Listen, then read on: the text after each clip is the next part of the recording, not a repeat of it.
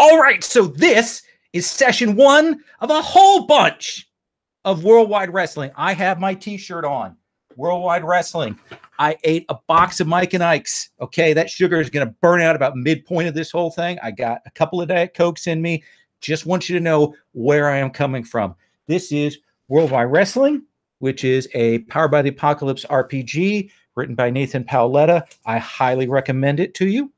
And what we've got here, we've got 6 Dynamite players. We're going to be playing out some wrestling matches tonight. It is on stage and backstage and all of that. We'll get to talking about what that means in a second. This is part of the Gauntlet Hangouts, which is a monthly community, a calendar of online games. If you're curious about that, you can check us out at gauntlet-rpg.com. Go and see that. That's part of the Gauntlet podcast network, which includes Fear of a Black Dragon, an OSR podcast, which is up for an Emmy that we just announced today, and voting is open on that. So if you're watching this and want to vote for something that's tangentially related to this, there you go. So just I would tell you. Also, you can subscribe to this channel. I do 3 recordings usually a week, unless YouTube eats them, as it is done a couple of times now. Otherwise, I've got 3 different RPGs up each week. So what is this? This is a game about wrestlers. And you may go, okay, well, what does that mean? It's a game about wrestlers who are professional entertainers. So that's our concept. We are playing out characters who are entertainers, which means that in our approach, we are doing a focused thing on what goes on in the ring, on the event, on the sports of that, on describing that. You can go at whatever level you want when you're at that point to describing how you do the maneuvers. There are some roles that go along to resolve that. We go through a match. We play a little bit of that out. There's some back and forth. And at some point, I, as the creative, the person who's in charge of promotion, tells you how the match is booked, who's going to win. And then we see how things fall out from there, whether you want to go with that or not.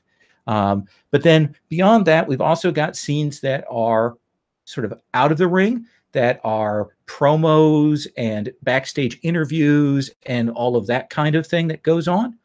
Essentially that we see, that the audience would see on camera. And then we may also have scenes that are off camera, where we look at how these wrestlers live their lives, because they are trying to eke out a living. They are trying to get advanced. They are trying to not get injured. They're interacting with each other in the ring. So we may see some of those bits that are off camera. And I'll talk a little bit about that. But one of the things I want to try and do is when we go into a scene that is not in the ring, I'm going to stop and go, are we on or off camera? I'm going to try and stop and make sure that I ask you that so that we know where we're positioned fictionally, because that'll matter in terms of what the audience is seeing and how you're presenting your character. This is a tone a problem because wrestling is split between sort of the absurdity of the ring and the high entertainment and the melodrama there, and then sometimes the real life stuff back behind stage. So we may be moving between a couple of different tones. If you've seen Glow, Gorgeous Ladies of Wrestling, you've seen that switch back and forth. It's a great show for that.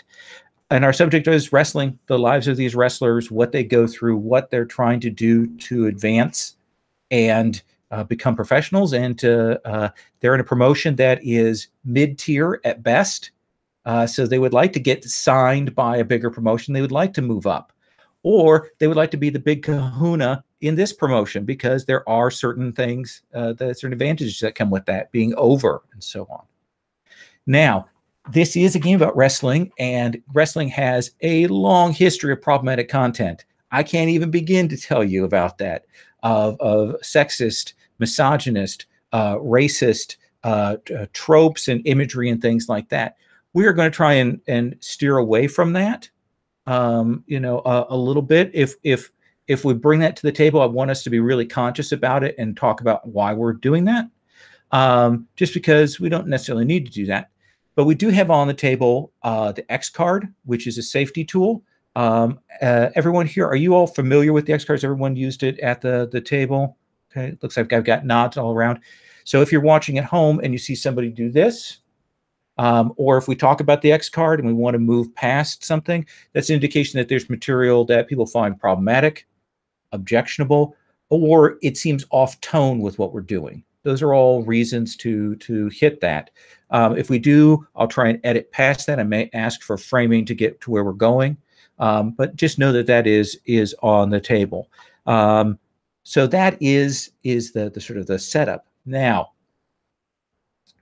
so Worldwide Wrestling, how many of you played Worldwide Wrestling? I know 3 of you have. So 3, 4, okay.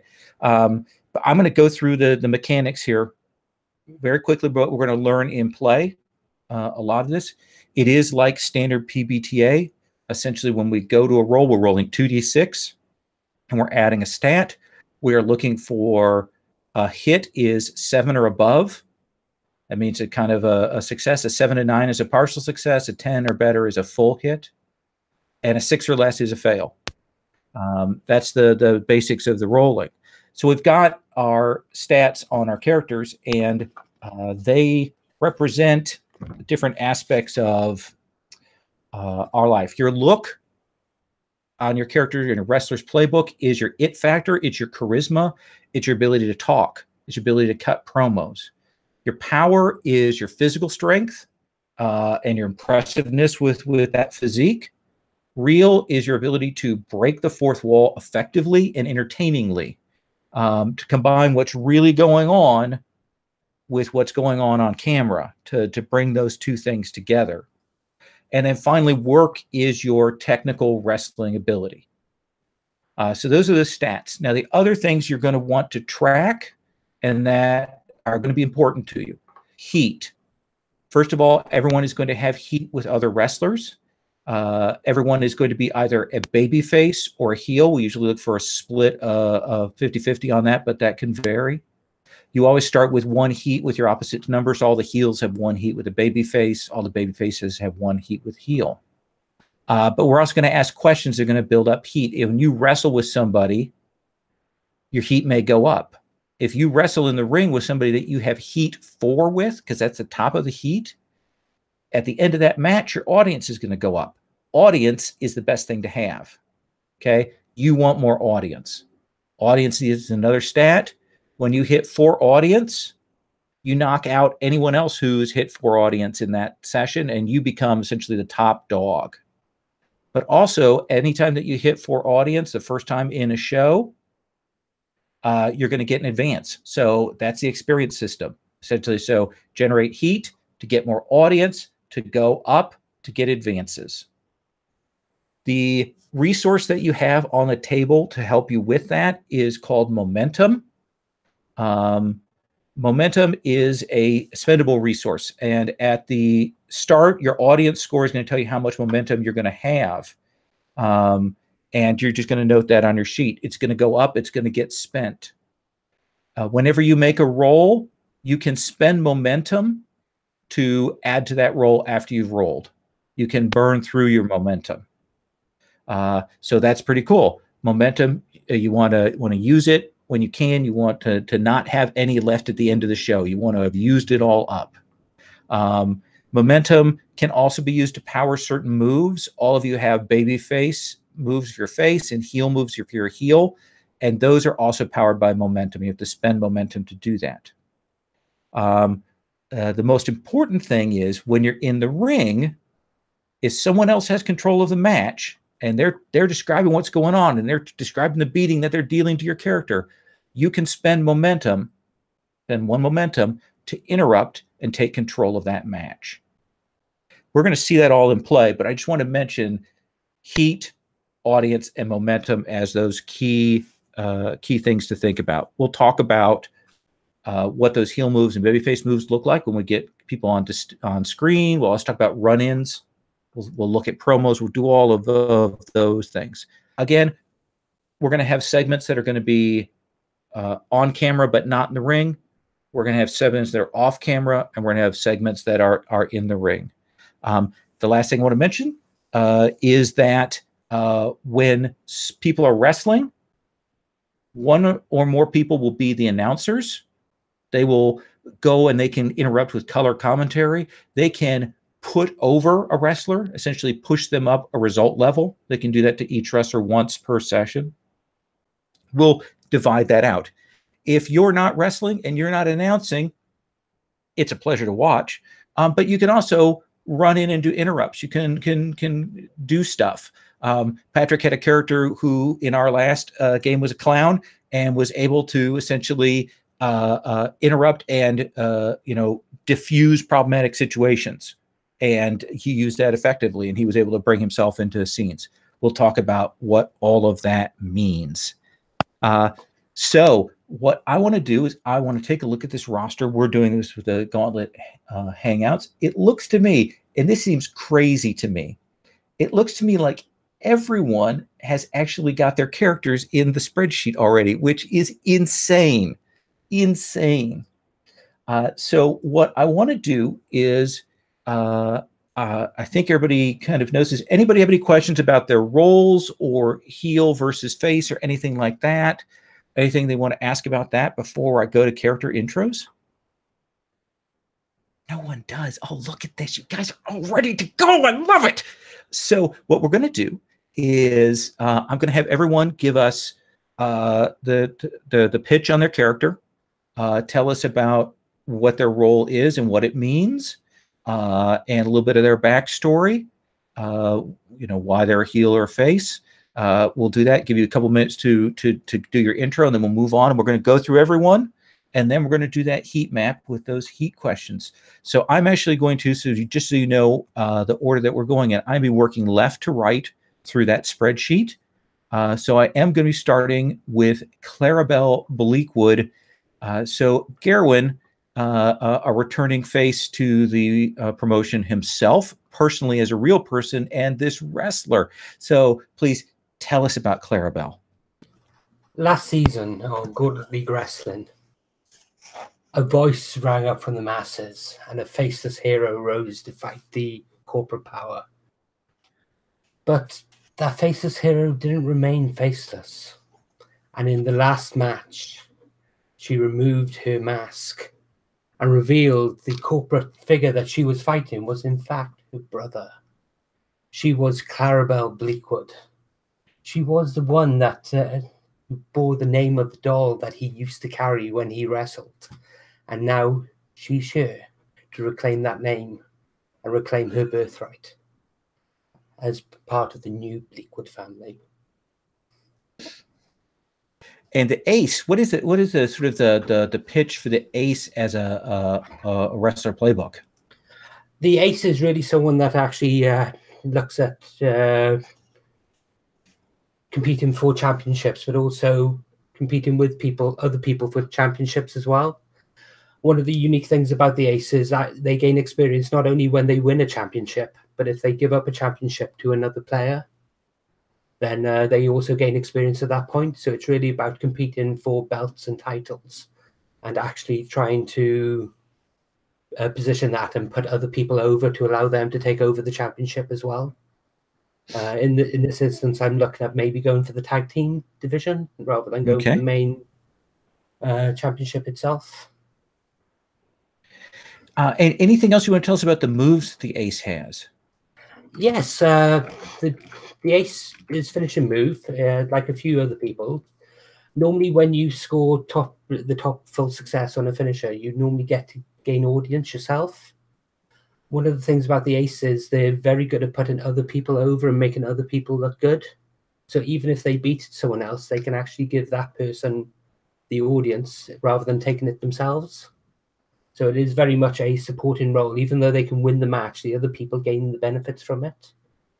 In addition, the ace has a move called Fighting Spirit, which means once per match, I can use an interrupt action, but rather than having to pay momentum to use it, I can take a momentum from my opponent to use it. Ooh, interesting. Apart from that, the other move I've got is Strong Style, which allows me to use reel when I'm rolling my wrestling moves. And if I score a 12 plus, I gain an extra momentum. If I botch, I injure my opponent. Excellent. Excellent. I like it. I am looking forward to seeing. I like the images that you've pulled together for Clarabelle there. Much appreciated. All right, which brings us to our second wrestler, Kent Reed. Chris, tell us about this golden boy. Okay, well, Kent is obviously the golden boy. He's your Randy Orton, John Cena, Dwayne Johnson sort of legacy character. He is a big guy, but his main focus in his moveset is on speed and impact. So basically, a lot of his moves involve him basically moving around the ring and hitting high impact stuff. His moves are Dynasty Skyin and Always Learning. So that kind of sets him up as somebody who is always kind of looking for a new thing to learn from, but also has this sort of legacy that helps him a lot. But the way I've set it up, it also kind of causes him trouble because he is trying to convince Creative backstage to let him do something other than just focusing on the legacy all the time. But Creative wants the extra buzz that the legacy gives him. So they're reluctant to let him do much of anything beyond simply being Kent Reed, son of Eric the Red, the Viking monster heel from the 80s. So they Viking monster heel. Tug of war between around that.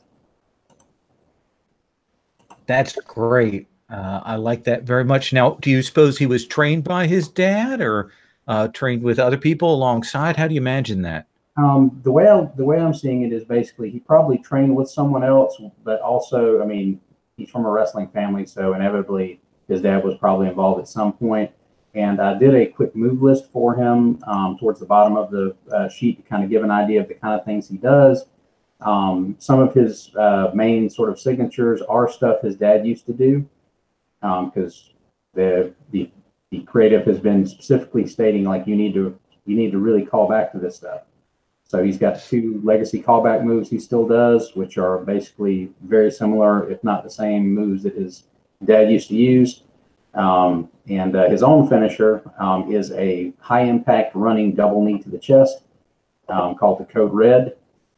And what he's been trying to do with Creative is try to get them to let him spin his character into something like, Radical Red or the Red Radical, something else, something that's not Viking related at all, so that he can kind of do something different. But thus far, he hasn't been able to really make that stick.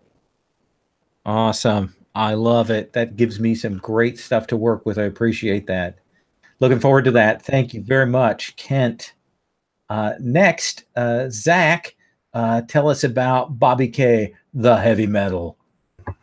All right. So Bobby K, the heavy metal Bobby K,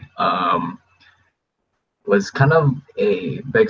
First of all, he was a former Olympic wrestler. I think he competed in 2004 Olympics in Greece, and since then he's gone through some I don't know, just like life decisions ended up him being just a professional wrestler. And also his gimmick is he's a technician, meaning that he's really good at what he's at wrestling, period.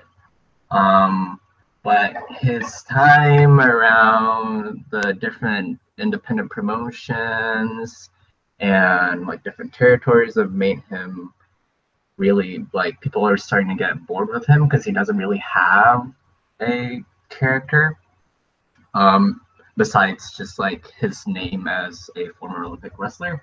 And so right now he's trying a new character called the Heavy Metal, which is just so awkward on him. It's just like it doesn't fit him really well, and he's never had to worry about like putting on like a great promo or have like a good character to go with his wrestling. And so he's trying it out. As you can see, the picture I have on the thing, it looks like a Halloween costume for the leads. White Snake. Yeah, yeah. And so that's it's like he got his costume from Party City or something like that, right? Like, Oh, that's great. put on a wig and just like really shallow glam outfit. And so yeah, he's trying that out. And yeah, let's see, what else? Oh, okay. My moves are Bobby K is versatile, meaning Nice. that whenever he wrestles a heel, he can do face rolls, and vice versa. And another one is excellence of execution, meaning I can do plus work for my finishing move. So, that's great. That really is useful there. It's a good thing to have. Yeah. So. Awesome. I love that costume picture that you've got there. That's great. All right, I'm going to come to our next wrestler. We are going to come to the Coliseum. Yes, the Coliseum. I'm playing a time bomb. This is a character who's basically falling apart physically. The world has left him behind. The wrestling world is left behind, and he knows nothing else. This is all he's done his whole life. And he's got a lot of bills to pay and a lot of problems that he's got to deal with: gambling, debts, addictions, and he's got pins. He's got knee replacements. If he doesn't do this, his life's over. So he's just going to keep going, whatever it takes. His look and as far as what his setup is, he's kind of dressed in a singlet with brick patterns. He's got a gladiator helmet, Roman sandals, very old school as far as his style. And yeah, he's got a lot of other fun stuff when he enters the ring with Roman columns and things like that. We'll get to that when it comes up. And so do you think this promotion, Gauntlet League Wrestling, is has he descended down to here, or is this a chance like he's managed to move up to get another bite at the ring, a bite at the apple? Yeah, I think he got passed by wherever he was before, and he had to step down to come here. Okay. Yeah. Probably a decent worker, but past his prime. Yeah, definitely passed. Tell us about those moves that you've got there. Okay, jump over to that. Let's see, his finishing move. When you book to win a match, roll 2d6. Do you want me to read the whole move, or just kind of give just the summary? Yours is a very classic, and it references your past wrestling. That's pretty cool. Yeah. So this is the first time I'm playing this, so I'm just learning a lot. Yeah, of this absolutely. stuff. Yeah. So no, the finishing move. Everybody has a finishing move. And they're very similar. Yours is nice because it doesn't really play into your background. I like the little bits that are in it. Right. And then the other one, pass the torch. When you hang up your boots at the top of an episode, you can book a retirement match with any opponent of your choice. And then the last one, best there was, when you cut a promo in a way that recalls your glory days, roll plus real instead of plus luck. So yeah. Oh, that's nice. I like that. It'll give you a nice chance to play out and tell us stories of your glory days there too. Right. There is another old timer in the roster, the PbtA Professional Wrestling, who is in the background. He's a non-player wrestler, but he always talks about old school wrestling. So he is there in the audience. So we will get to have you play off of him. Awesome. At some point. I'm looking for that. I love that picture you picked, by the way. It's really great. Thanks. All right. So then we've got Patrick with a returning character in a new role with Robbie Reyes, with one of the most handsome of the modern wrestlers, Finn Balor, as one of his pictures there. He's a delight to look upon. Yes, he is. So Robbie also came from an Olympic background. He was a gymnast, and wanted to become an actor. Ended up getting a job in a wrestling show that's sort of like acting, and he's playing Spider Hero, or played Spider Hero, a non-copyright infringing arachnid-based superhero, unlike anything you've ever seen. And he did that for last season, sort of splitting his persona between Robbie Reyes, who's like the social media face of Gauntlet League Wrestling, and Spider Hero, who was leading the crusade against corruption and bad stuff going on in Gauntlet League. Towards the end of it, he had worked up a protege, a young kid, Miles Morimoto, who was going to be Spider Kid. He's very, very athletic. I think I probably met him through the same sort of gym where I still train in acrobatic stuff. I'm good at words. And I think he's just turned whatever age it is where you can actually be in full matches and stuff. Not sure what that would be. So anyways, that was sort of Spider Hero's arc from last season. In the in-between road shows, he actually, Robbie, to sort of combat the way that management was going with Cyborg Destroyer and going in this very weird, over-the-top, not playing into what Robbie wanted to see method, he actually agreed to secretly join in the road shows as the understudy, another masked wrestler, who spent his time working to get Wolf Backhouse back in charge because they had sort of an under-the-table deal going between the two of them. So he's back paving the road for Spider Hero's return, but he's doing it slowly as he wants to sort of infect his superhero gimmick through more of the promotion. So he's starting by raising up Spider Kid and working on some things with Wolf Backhouse, and focusing his time as Robbie Reyes, the social media face. And not to put it lightly, in the sort of the prologue to this season, in the 3 episode, you were instrumental in unseating the woman who was the championship belt holder and pushing out the on the road general manager and getting Wolf Backhouse back into place, and a lot of some annoying woman, Terminato or something like that. Who even remembers? Terminato, Exactly. The understudy had a lot going on with his working the backstage stuff. Now, let me talk a little bit meta here. The manager is a challenging role. So you and I will kind of play out how you want to do that, especially when your wrestler is in the ring. So we'll kind of negotiate. Matt and I, when he played the wrestler with the PbtA, we had to kind of figure out where that space was. So yep. I'll put offers out there, or if you see something you want to grab with that, you go ahead and do that.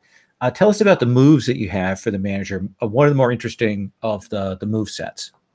And I'm sort of testing things out with the manager. I may only get this one session out of it, so if it goes terribly, I can move out of it later. Okay. But I've got instead of a finishing move, I've got meal ticket, which is where I interfere on my client's behalf to help them win a match. So, ideally I'd want to get Spider Kid into matches where he's probably going to lose. Mouthpiece is when I speak for my client. He's an NPW, so I get +1 momentum whenever I speak for my client. And just as I imagine the sort of manager-client relationship being more off-camera than on. Okay. So the sort of way that I'd be mouthpiecing for him is like being in the audience of shows, live tweeting what's going on, having stuff flash up across the Jumbotron, stuff like that. And then backstage politics, which is when I cut a deal backstage on or off camera. I can try and swerve how segments go for the rest of the show. That sounds good. I like it. Last but certainly not least, brings us to Tyler. Tyler is the reason that I'm doing Worldwide Wrestling here in the 3rd quarter. So he asked, and there we go. So Tyler, tell us about the Kraken. I am the Kraken, the greatest of all natural disasters, and I have come to Gauntlet League Wrestling to annihilate all opposition. The Kraken is a legitimate 7'2". He is massive. He has the giant playbook. Backstage, though, Tony Barrett is a much nicer person, and I really hope I don't hurt you. Please, tuck in. It'll be fine. Don't worry. I won't land on you. But on stage, the Kraken is a horrible heel, known for smashing and destroying his opponents. I am wanting to kind of play for him to go with his moves. He has a finishing move, which are pretty set forward. I have some opportunities to help people and maybe occasionally injure them. But I also have the nowhere else to go, which is a significant thing for the Giant, where he's kind of creative's plaything. Creative can change his from face to heel or vice versa. And I've also been playing him where he takes a lot of his leads from creative. He generally doesn't cause trouble. My hope is to play him long enough in these 3 months to get him up to legend where he can say, shove off to creative and be his own man. But I envision him he has been on the road with Gauntlet League. He then took a dip down to Gage Valley Wrestling. He managed to get a belt out of that, but he's come back a little rusty from that.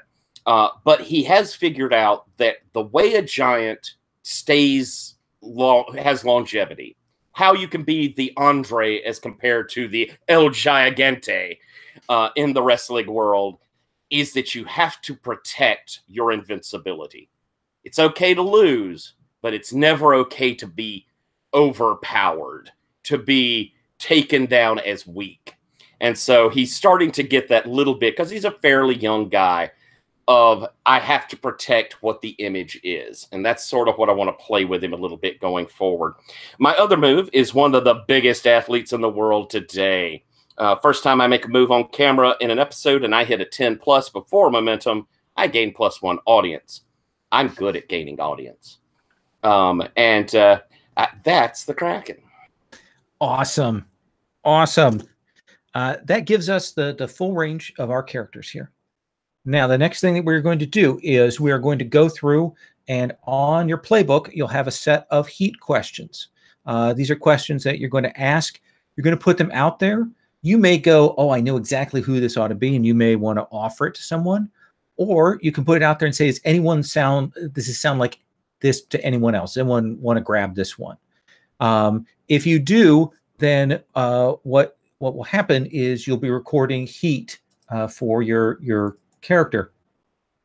So, for example, when someone answers that question that you've asked, you will write down that you have the heat with them. They don't write it down on their sheet. You just write it down on yours. Heat can be asymmetrical, so just keep that in mind. And we will go through. We're going to have each person do all of their heat questions just to keep things faster. It'll be easier to go through if we do that. And I'm actually going to do this weirdly. I'm going to kind of stagger this. I'm actually going to start with Tyler because he's done this before. And then I'm going to come back to the start with Gerwin and then kind of run through. So I'm going to kind of typewriter it, wrap around here. So Tyler, I want to start with you with the Kraken. Kraken. I'm going to keep doing that. Trying to do my best, Liam Nielsen. Tell us about those heat questions that you have for the Kraken. Okay. My first one that I want to put out, because I would like to offer to someone, who have I hurt unintentionally? And I could see that with like the Coliseum as, the time bomb and someone I've, who's been around. What do you think of that? I like that. Yeah, it makes sense. And maybe I even see you as sort of a version of myself when I was younger, and that makes me a little jealous. Makes that injury sting even more. Cool. So we'll go with that one. And then I'll open up. Who trusted me to put on good matches? Who's trusted to put on good matches with me? Sorry. So that's sort of I'm imagining who can give that, can take the bumps and can dish out neat things and maybe even a little acrobatic. I'll take that if that's okay. Sounds lovely. So this was back during the Anon days before I unmasked, while I was still a face. So now with the heel turn, we will have to see. Nice. All right.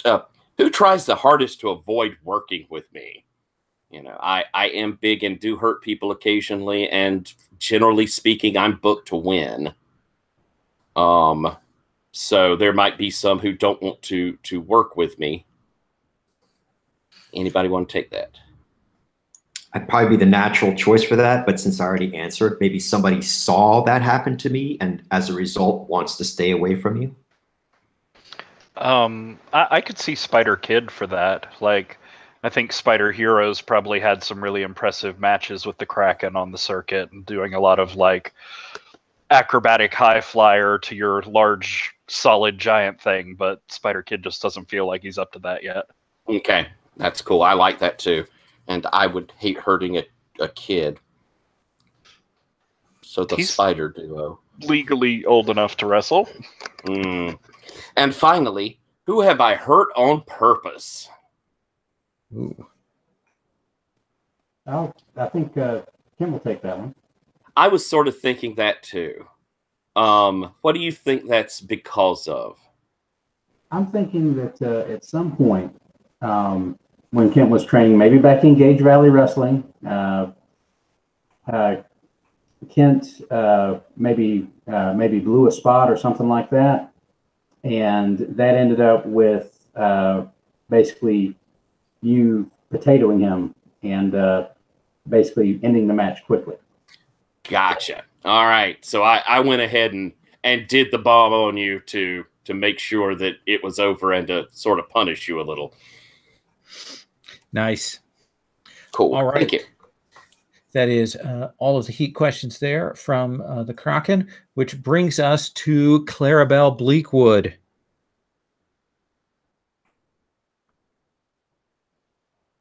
You're muted. You're muted.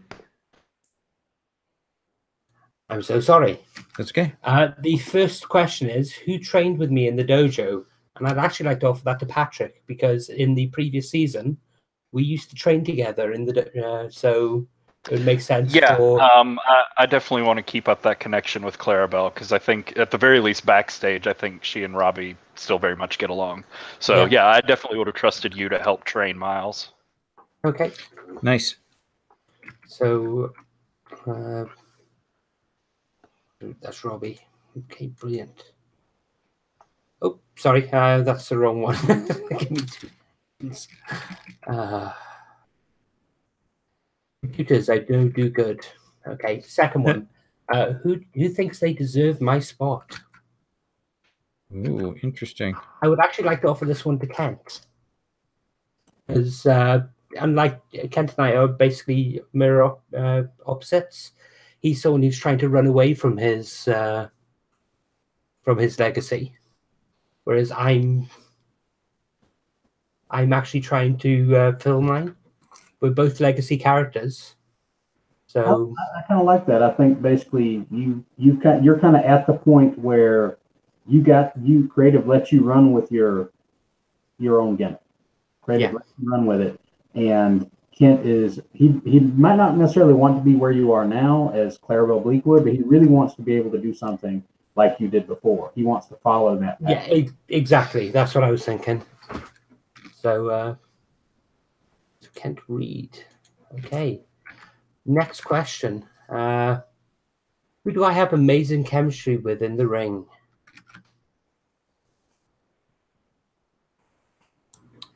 If nobody else wants to take it, I can see us having the whole mystic weirdness going on. Brilliant. So that is the Kraken. And final question. Who's just biding their time until my inevitable fall? It's actually a good one for Bobby, given that you're kind of filling a spot that that Bobby kind of has.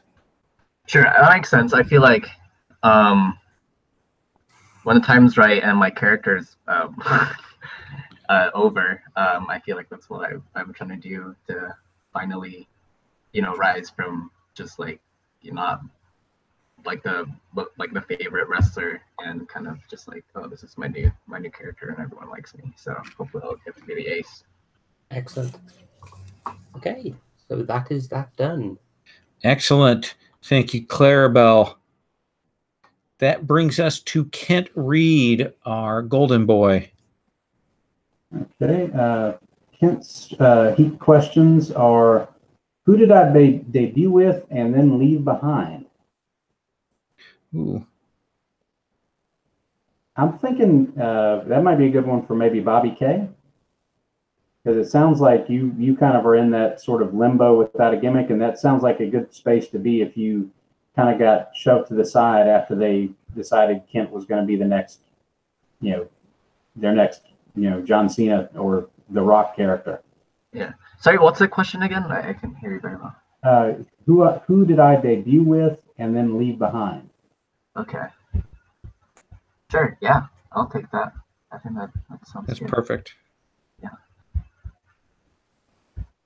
I can dig it. What is next? All right. The next question is: who's taken me under their wing?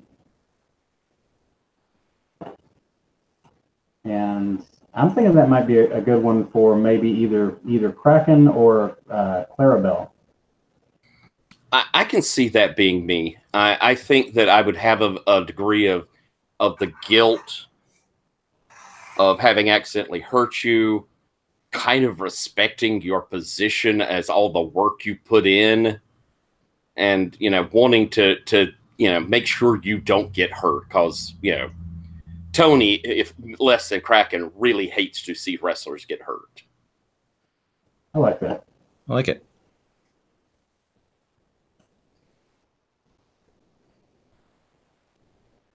Okay, and the next one is: who's jealous of my rapid rise? And I think that fits into the time bomb really well. Yeah, for sure. I had to work really hard and still didn't get to where I wanted to be, and I'm struggling just to stay, from falling apart. Seeing somebody, advance like that, it's making me very jealous. I like it. And the last one is: who has taken it upon themselves to teach me a lesson in the ring? Ooh.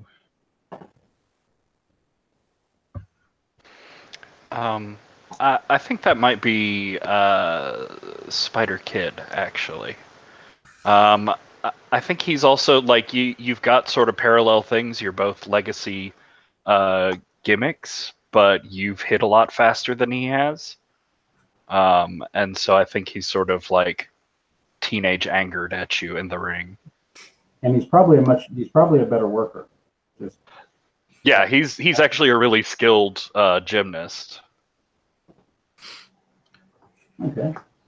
Awesome. Should I put that on Spider Kid or Robbie Reyes? How should I list that? I have no idea. So I'd actually put that on both of them. Okay. Cool.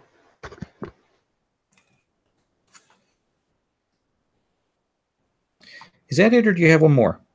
That is the last heat question for the Golden Boy. All right. Next is our technician, Bobby K. Let's hear those heat questions. All right. So first one is: who was holding me back as my tag team partner? Does it make sense if Golden Boy? Oh yeah, do it back the other way. Yeah. Yeah. Oh yeah. Because we're together and we're such good partners to each other, but yeah. But yeah, I don't know. Yeah, and yeah, like technically I'm like really good, but for some reason the audience favor like the more well-developed character, and so Kent was definitely more over than. Yeah, he had a history, had a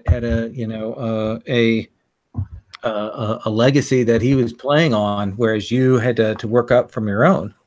exactly. Yeah, all Ken had to do was basically, smash the turnbuckle with his double axe handle and hoot like an idiot, and suddenly he had a crowd popping, and you were sitting there working your ass off in there, making everybody look good, and he's an idiot smacking a turnbuckle.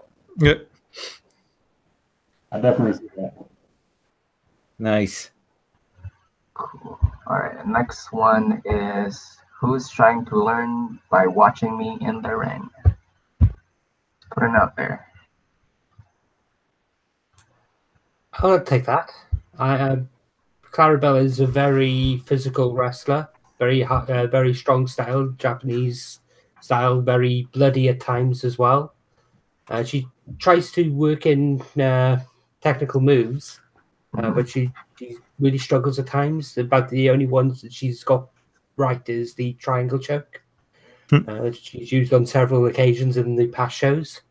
So yeah, she's definitely looking to watch what you're doing in the ring and actually be able to expand her repertoire as to something other than strikes and high impact moves.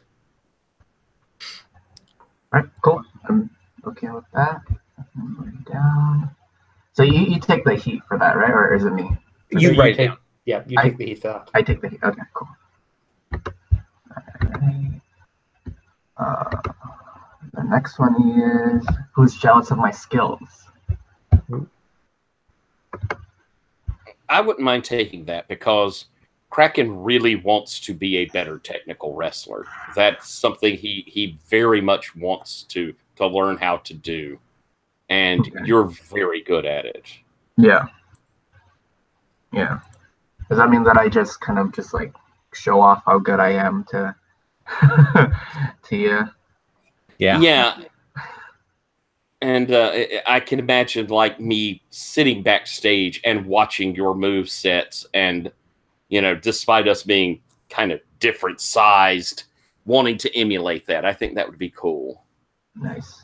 It would be cool if we have a matchup and see how good you are. All right. Okay.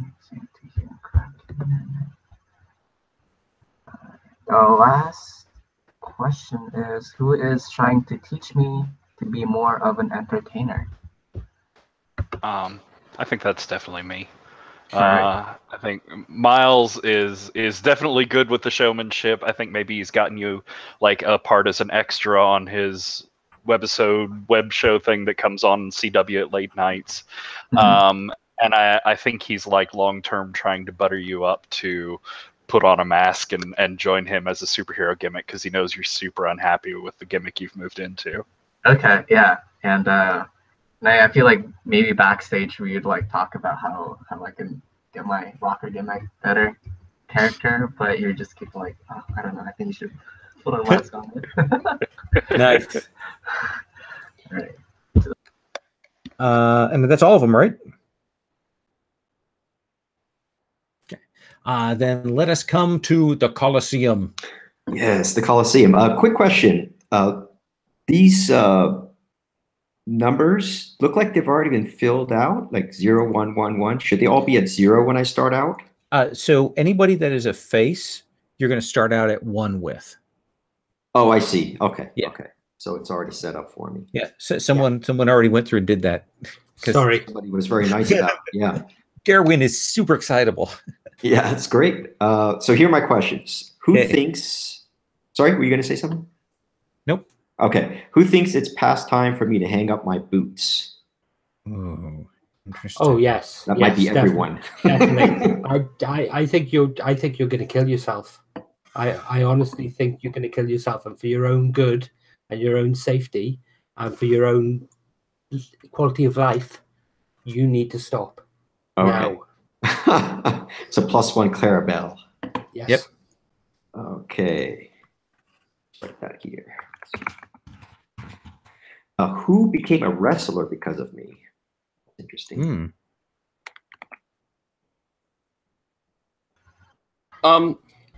Physically, what do you look like?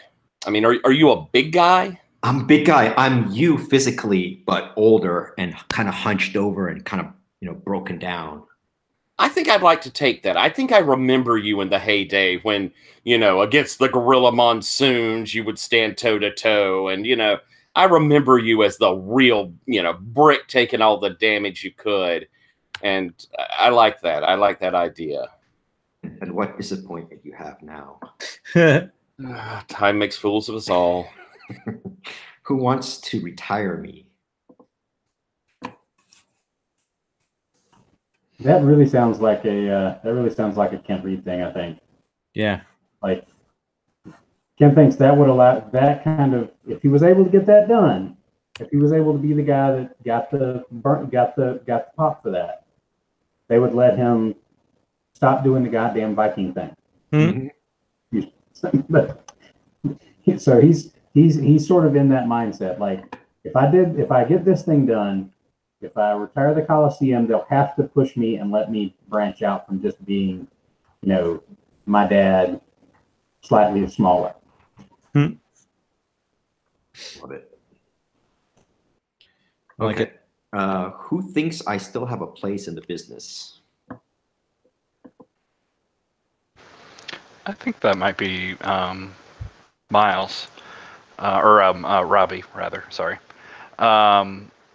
I think, Gauntlet League goes through so many batches of new people coming up that Robbie really appreciates, how powerful you are on camera, how much you know how to, get your shots right, get your angles right. You're just a consummate professional. And, if we just tone down some of the physically demanding stuff and really play up your sort of, on camera, on mic work, I think you could stay in this for another decade. Nice. Appreciate that. And I think that's all 4, right? Yeah. Yes, it is. I just speed. Awesome. Yeah. Which brings us to the last member of this sextet, which is Robbie Reyes, manager for Spider Kid. What are your questions? So my first is who do I manage / company to the ring, which is Spider Kid. Okay. And I get Heat 3 with him. But past that, who is trying to undermine me backstage? Interesting.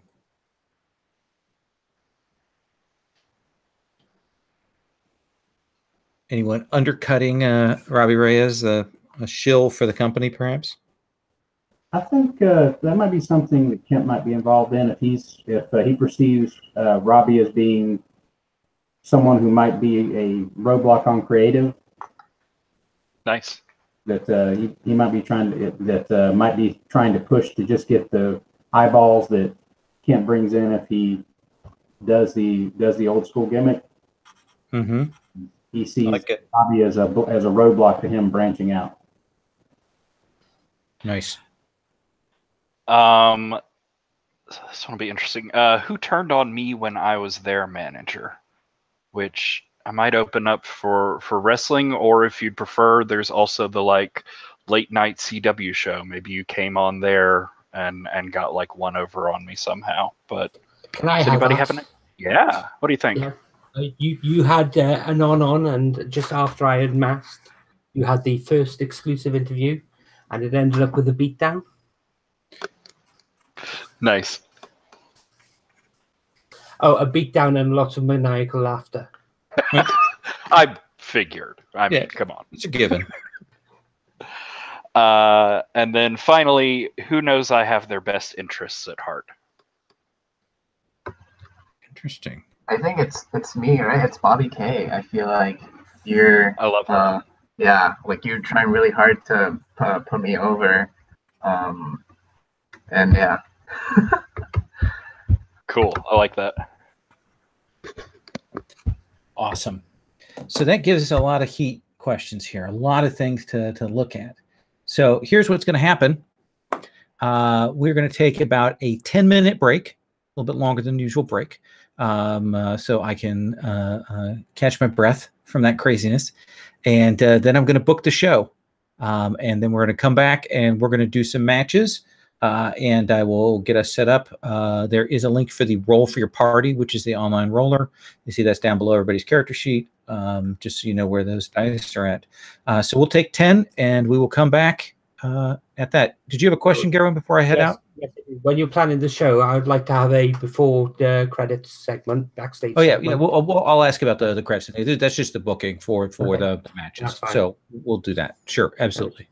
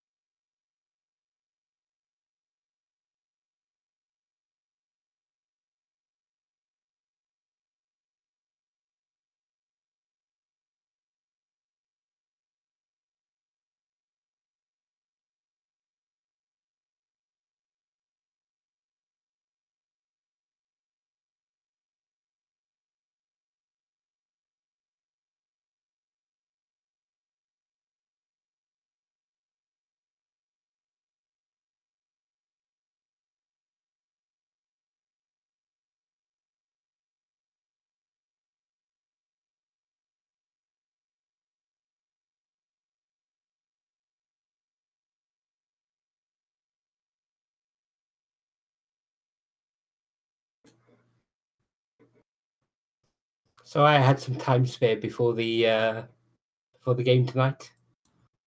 I love it. It's amazing.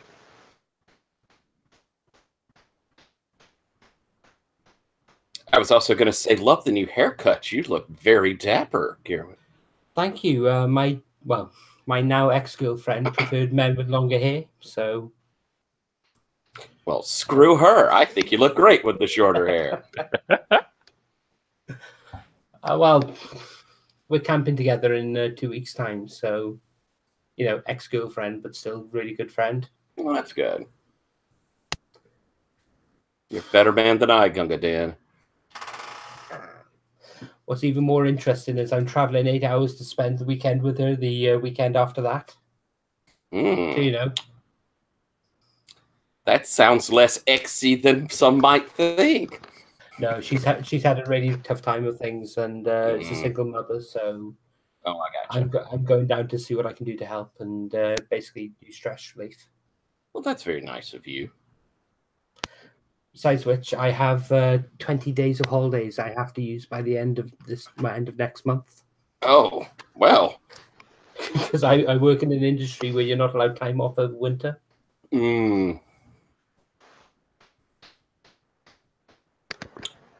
Lola was saying earlier, a few hours ago, to Jason that Wednesdays have become my new favorite day of the whole week because I have 3 months of playtesting the Between, and then later in the evening, I get to play one of my favorite games in the world with one of my favorite GMs in the world. Well, I'm glad you're getting to play the Between in a longer series. That's very cool. Me Yeah, too, and it's promising to be really good. I'm so jealous of you being able to do this for 3 months. I mean, it's starting at 1 o'clock in the morning here, so I'm lucky to get 6 weeks. That is dedication, though. I wouldn't miss this for the world. This is my favorite setting, and again, with one of my favorite STs.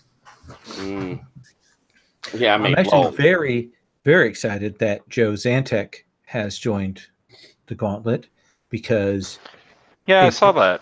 He knows Gauntlet. He knows Worldwide Wrestling, and he's written those extra heat cards, and he runs it a ton. And my hope is that eventually he will run some for the Gauntlet because that would be very cool to have another set of Worldwide Wrestling GMs. And then you could wrestle. Yeah. I've only ever seen him as a player, so I'd love to see him GMing. He was so good. He was in 2 sessions at the very, very start of Gauntlet Wrestling. Firefly was awesome. Yeah. So what we're going to do is I want to talk about the promotion. I want to talk about Gauntlet League Wrestling for a little bit, kind of set the stage for that. And then we'll frame ourselves into our scene. Gerwin has some pre-show stuff that he wants to do, but then I also want to ask people what their highlight packages look like at the start of the show. We'll go through that. And then we'll kind of see what the booking is like and do some scenes on that. So what has happened is the promotion has a series of tags and troubles. And right now our tags are that we have touring shows. So we have shows that go out on the road and have made pretty good bucks. We've got a broadcast deal. So we are on essentially local syndicated channels of the CW. And now they're trying some Wednesday night shows as opposed to Saturday morning or Sunday morning shows. And we also have extremely good social media expertise. So the promotion has built that up. These are all under the promotion tags and trouble tab of the thing. Our current troubles, we've cut away a lot of previous events, and we're down to sort of 3 things right now. A hostile silent partner, and I'll talk about what that means effectively in just a moment. A fractured creative committee, which is sort of related, and then in debt.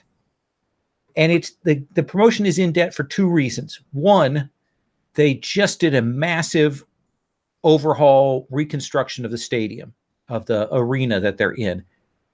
Locally government mandated for safety reasons, but they have done that. They spent a lot of money redoing the Gauntlet City Arena for them. But also, the person who was budgeting for the summer tour spent over the budget by several-fold. And he is no longer with the company. And the person that he was pushing for champion, Terminatrix, has been also let go. So right now we've got most of the belts vacated, particularly the tag team and the top belt, the Gauntlet. The sort of the top one is open. We'll figure out who has the second one down, but that's what's going on. What has happened is there is a battle, a legal battle for sort of ownership and control of the company on screen amongst the Bleakwood family and other forces from behind the scenes that has been going on. And right now, Wolf Backhouse is sort of the trustee and essentially the person who's been assigned by the courts to oversee Gauntlet League Wrestling while all of this is getting settled out. So that is what the on-screen story is that is going on right now, is with Wolf Backhouse, running things, but then there's a lot of court-ordered stuff. And the hostile silent partner is kind of that legal battle going on. And it's also meant that the Fractured Curve Committee is that a lot of different people are putting in their 2 cents worth. Creditors and others are calling for certain things. So you can keep that in mind when you're thinking about the storylines here. So, Patrick, I want to ask some questions here. I'm going to go around. I'm going to start with you. When they did the repairs and the rebuilding on the Gauntlet League wrestling arena, what is the most ludicrous thing that they added to the arena? Oh, well, that would definitely be the extra 20 feet of fly gallery that they just raised the entire ceiling of the arena up that far, so that there can now be all sorts of complicated rigs and zip lines and entire new rings to drop down out of the ceiling, all sorts of bullshit. Awesome. Let me ask then Ari, the Coliseum. So what have they done here to try and draw the public in? What is the new kind of promotion that Gauntlet League Wrestling is trying to do to draw in new eyes, new faces? What are they pushing right now? Going with absurd expenses. There is a local racetrack, horse racing track. And what they've done is they brought some of the retired horses here for some of the wrestlers to ride in on. And the Coliseum has really capitalized on that. He comes in like a Caesar, through the triumphal arch. So domestic animals, horses. I love the idea now that we have established that we have the Gauntlet League, Gauntlet City Arena, and it probably shares a parking lot with a racetrack. We now know that is a factor in the current physical setup of things. Yeah, we also know where the Coliseum is gambling. Yes. Does that mean we're being protested by Peter at the moment? Probably not. Racetracks are an American institution that, we might eventually. That could be a trouble. Let me ask Bobby K, our heavy metal person, what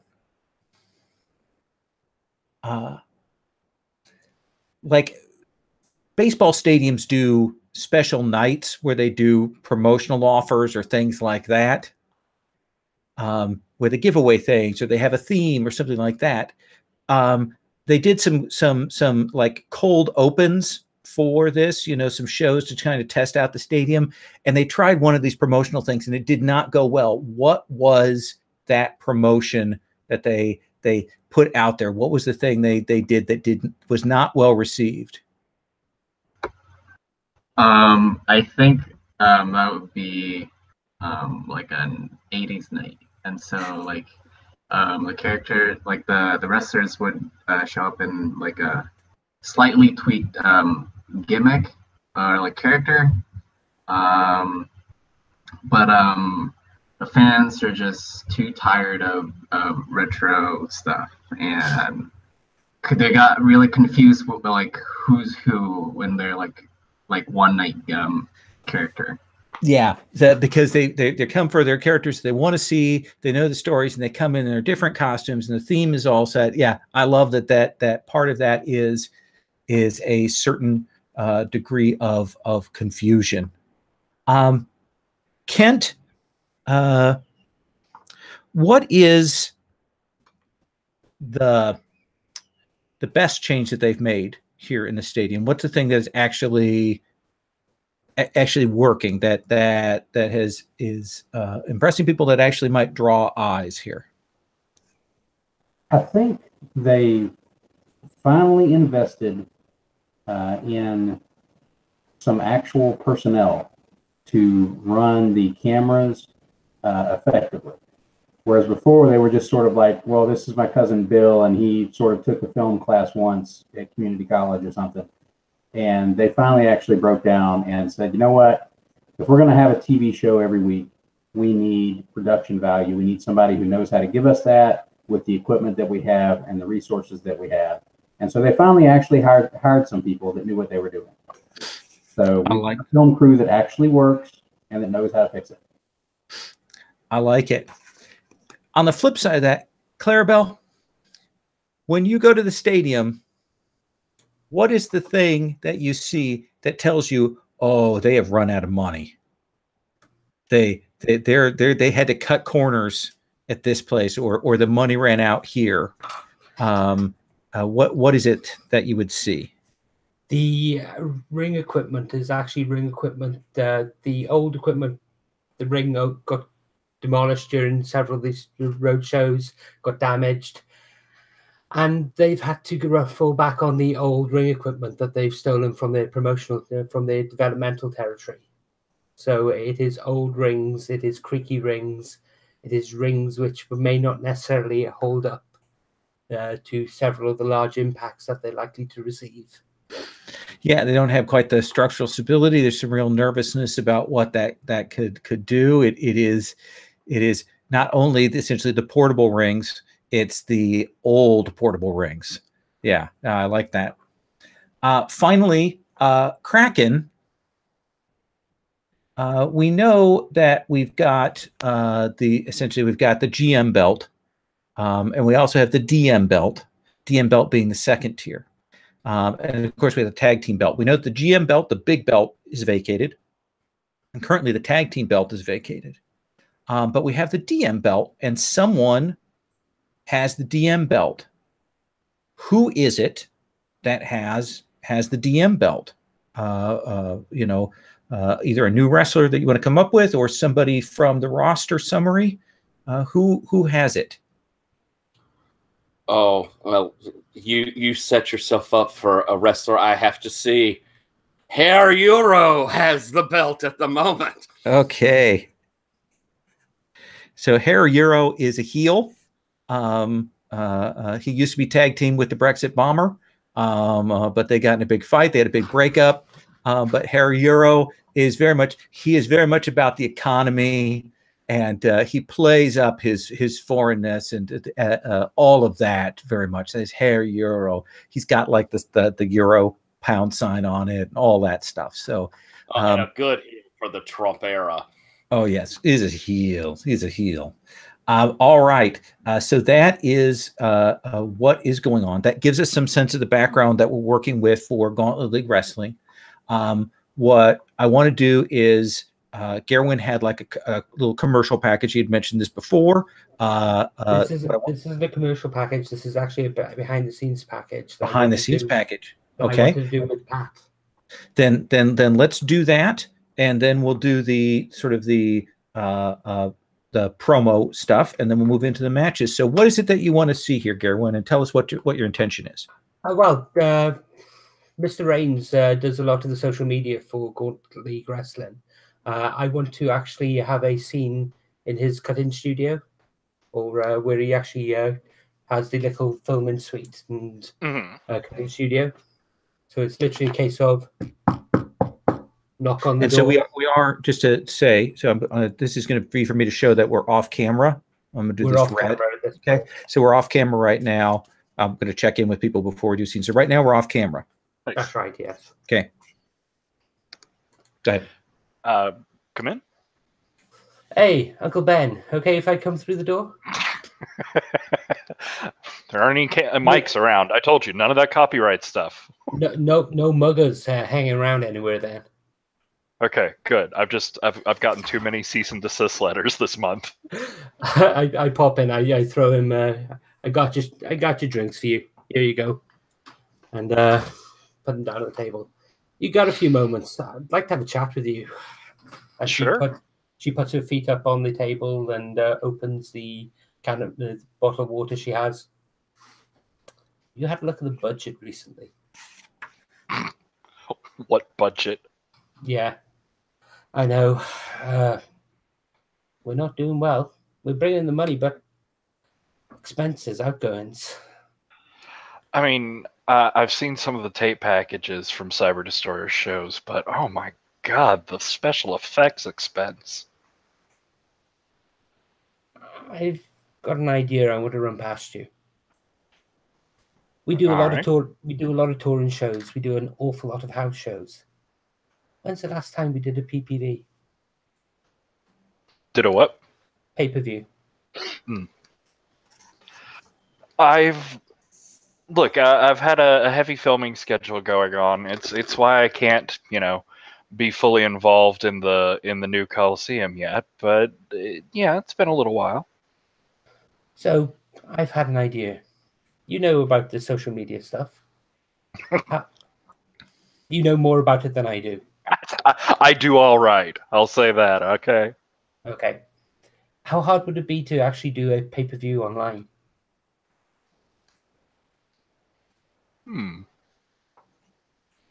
You mean like something we set up ourselves? Something we take to management and do as a fait accompli. We can promote it in the shows for 4 weeks. Gives us enough time to get some heat on it, get some stories going, and then we do a pay-per-view. I popped down to the art department before coming here. I asked them to run up a few ideas. This is what I was thinking about going with.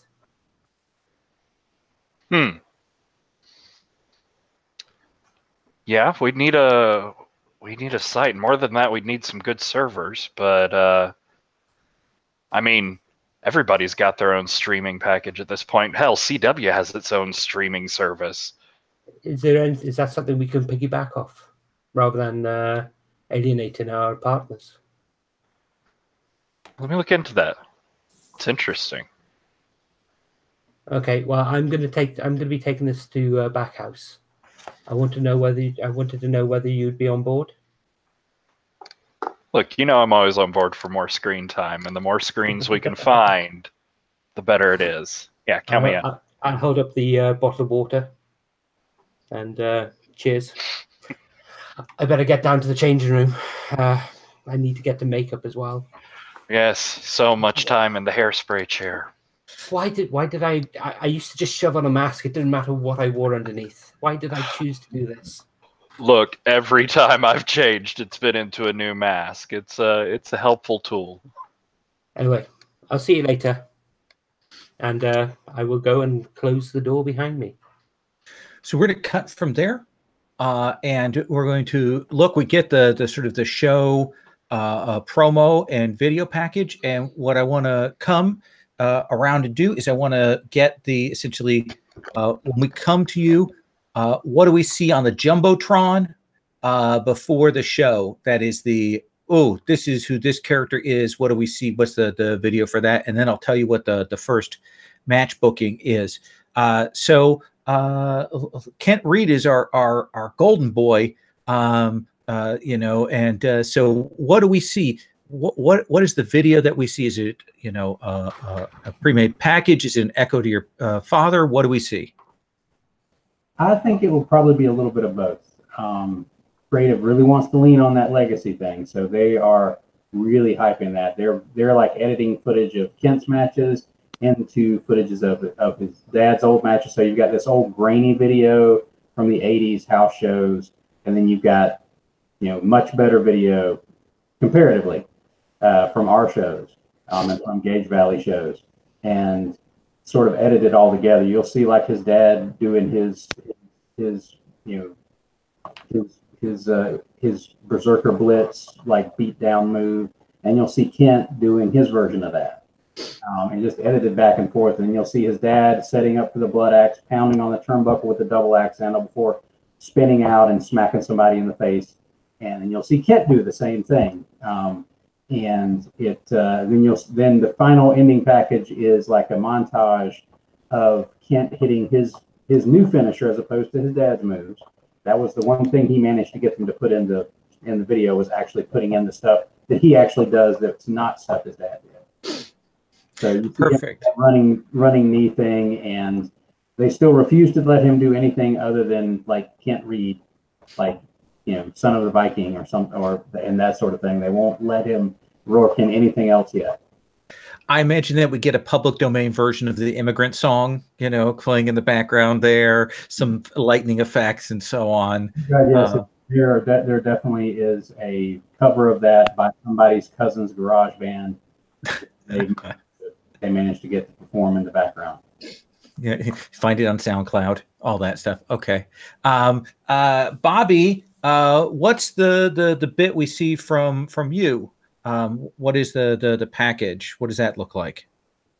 All right, so you see a black van rolls into the screen, and it's like one of those like airbrush with like all these like gnarly artwork on the side, and then you see the door slide open, and you see Bobby K stepping off the van with the guitar, and you cut back to a shot of him from behind, and in front of him you see the dojo, and he walks into the dojo and kind of just like start doing moves like on the ring, like onto like another just like like, you know, an extra, and be like doing air guitars and stuff like that, and just like flexing, but really awkwardly, not very good. Yeah, super stiff, like acting wise, just like not into people know. Yeah, the guitar is there. When we see you move, you look great. When they get the close up and you kind of do the maybe not so great. Okay. And always changing. Like he can never make up his mind if he's a lefty or righty guitarist. So, you know, it's like one of those things. Ambidextrous. That's what it says on the Wikipedia Exactly. Coliseum. What do we see for the Coliseum's package there? Coliseum's got a video of live action and really cheap animation and green screen type stuff thrown on there. It's this starts off with a Coliseum with like big cyclopean, you know, architecture, and then we zoom in, and inside are gladiators practicing against him, and each of the gladiators is a different kind. So you get, you know, I forget what they're called. You know, like, you know how there's like 5 or 6 different kinds of gladiators, and so each of them, and the spears. yeah. So each of them comes at him, and each one is delivered one of his signature attacks. And at the very end, when they're all thrown down, we get this, you know, sort of like long shot of the entire Coliseum, and he's smashing his hands down, and there's lightning in the background, and the whole thing explodes. Nice. That's a good package. Got the heat on that. Clarabelle, what is the Clarabelle package? It starts off with a washed out image of someone wearing a hoodie. You can only see them from back. They're walking up a gravel road with dark trees all around. You can hear the wind, and there's the camera shifts, and there's a burnt out manor house, and you can see the figure looking at the manor house. There's a few different shots around it, and then it cuts to a graveyard. beside the manor house, and the figure steps towards a gravestone, and on the gravestone is written Clarabelle Bleakwood. The figure steps down, rubs his hand across the top of the stone, and pulls down the hood, and there's no mask there. And she turns and looks at the camera before turning and looking up screen. And there's a dashing young Mexican gentleman standing there with a lady in a cowled widow's robes. So there's Lady Bleakwood up there. She stands up and starts moving towards him, and the camera zooms down to the gravestone, and there's a doll there. And her music, intro music kicks in. Spooky. Nice. We cut from that. We cut to another potentially spooky and disturbing pit.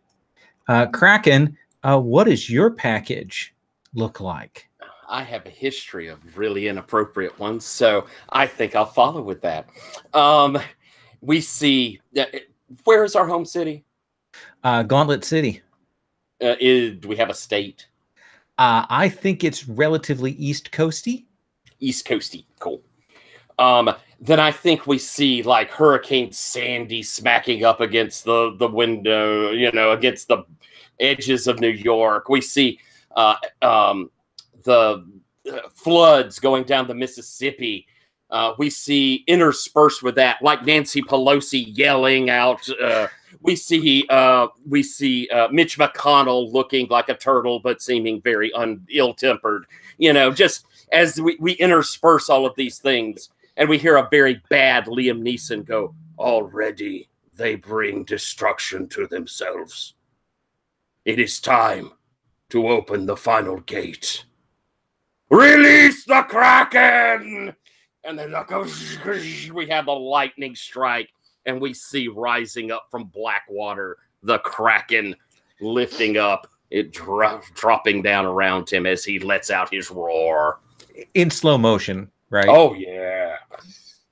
Okay. Perfect. So let me ask Robbie, what package have you put together for your client? So it's I think what we have is some like highlight reel from the touring shows with the understudy and the sort of tear down of Terminatrix and Cyber Destroyer and the rise of Wolf Backhouse. And it comes to a backstage, like a locker room, like we're just coming off of those shows. And there's the understudy in his full body spandex with like question marks all over the face.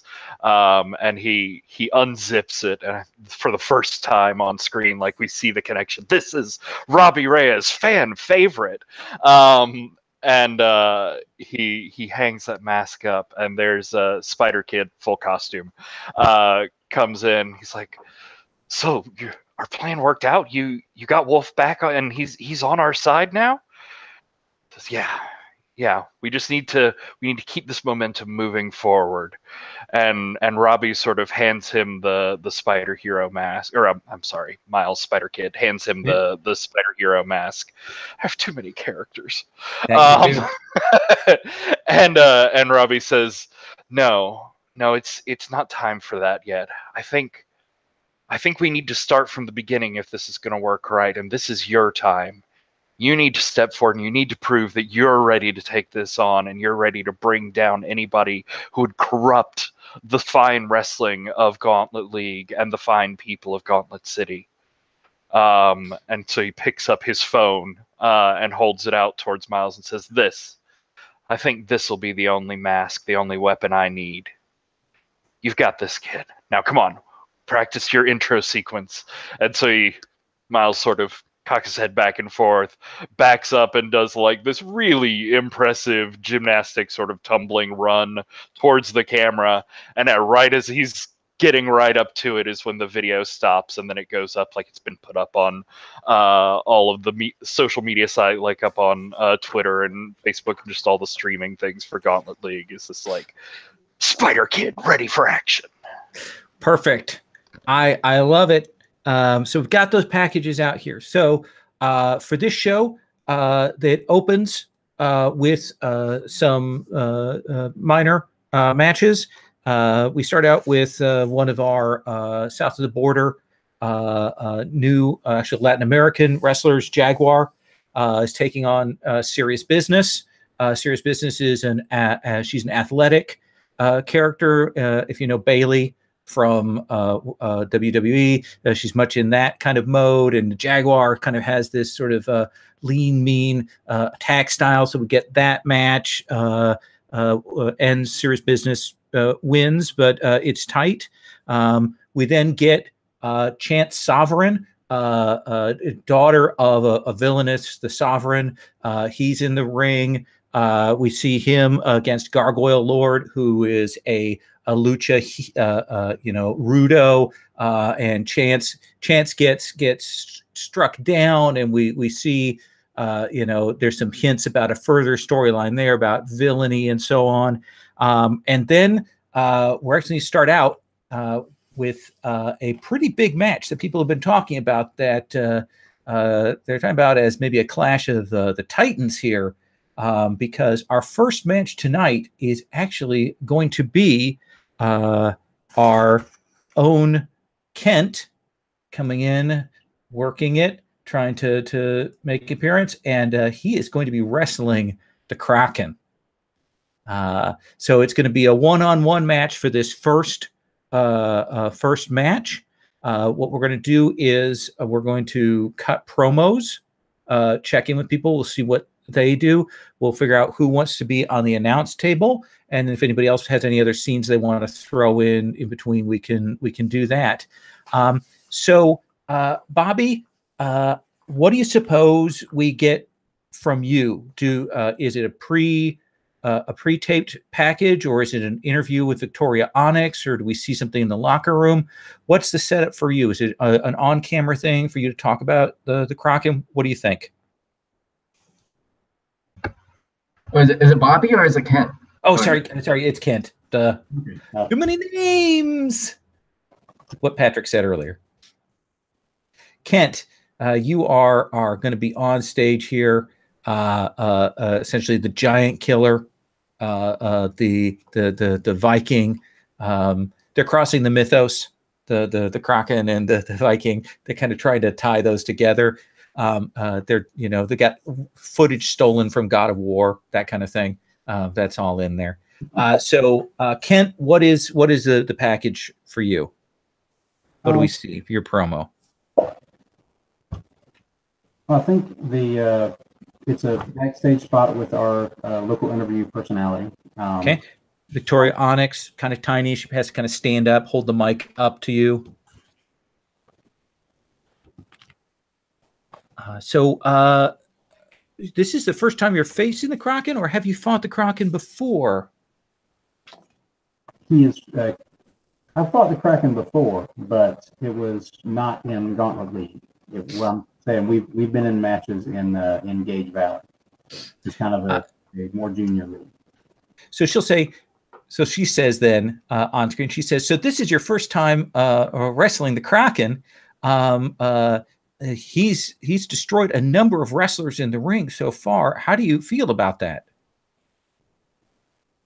Well, Tori, there's no denying that the Kraken is what he claims to be. He is a walking natural disaster.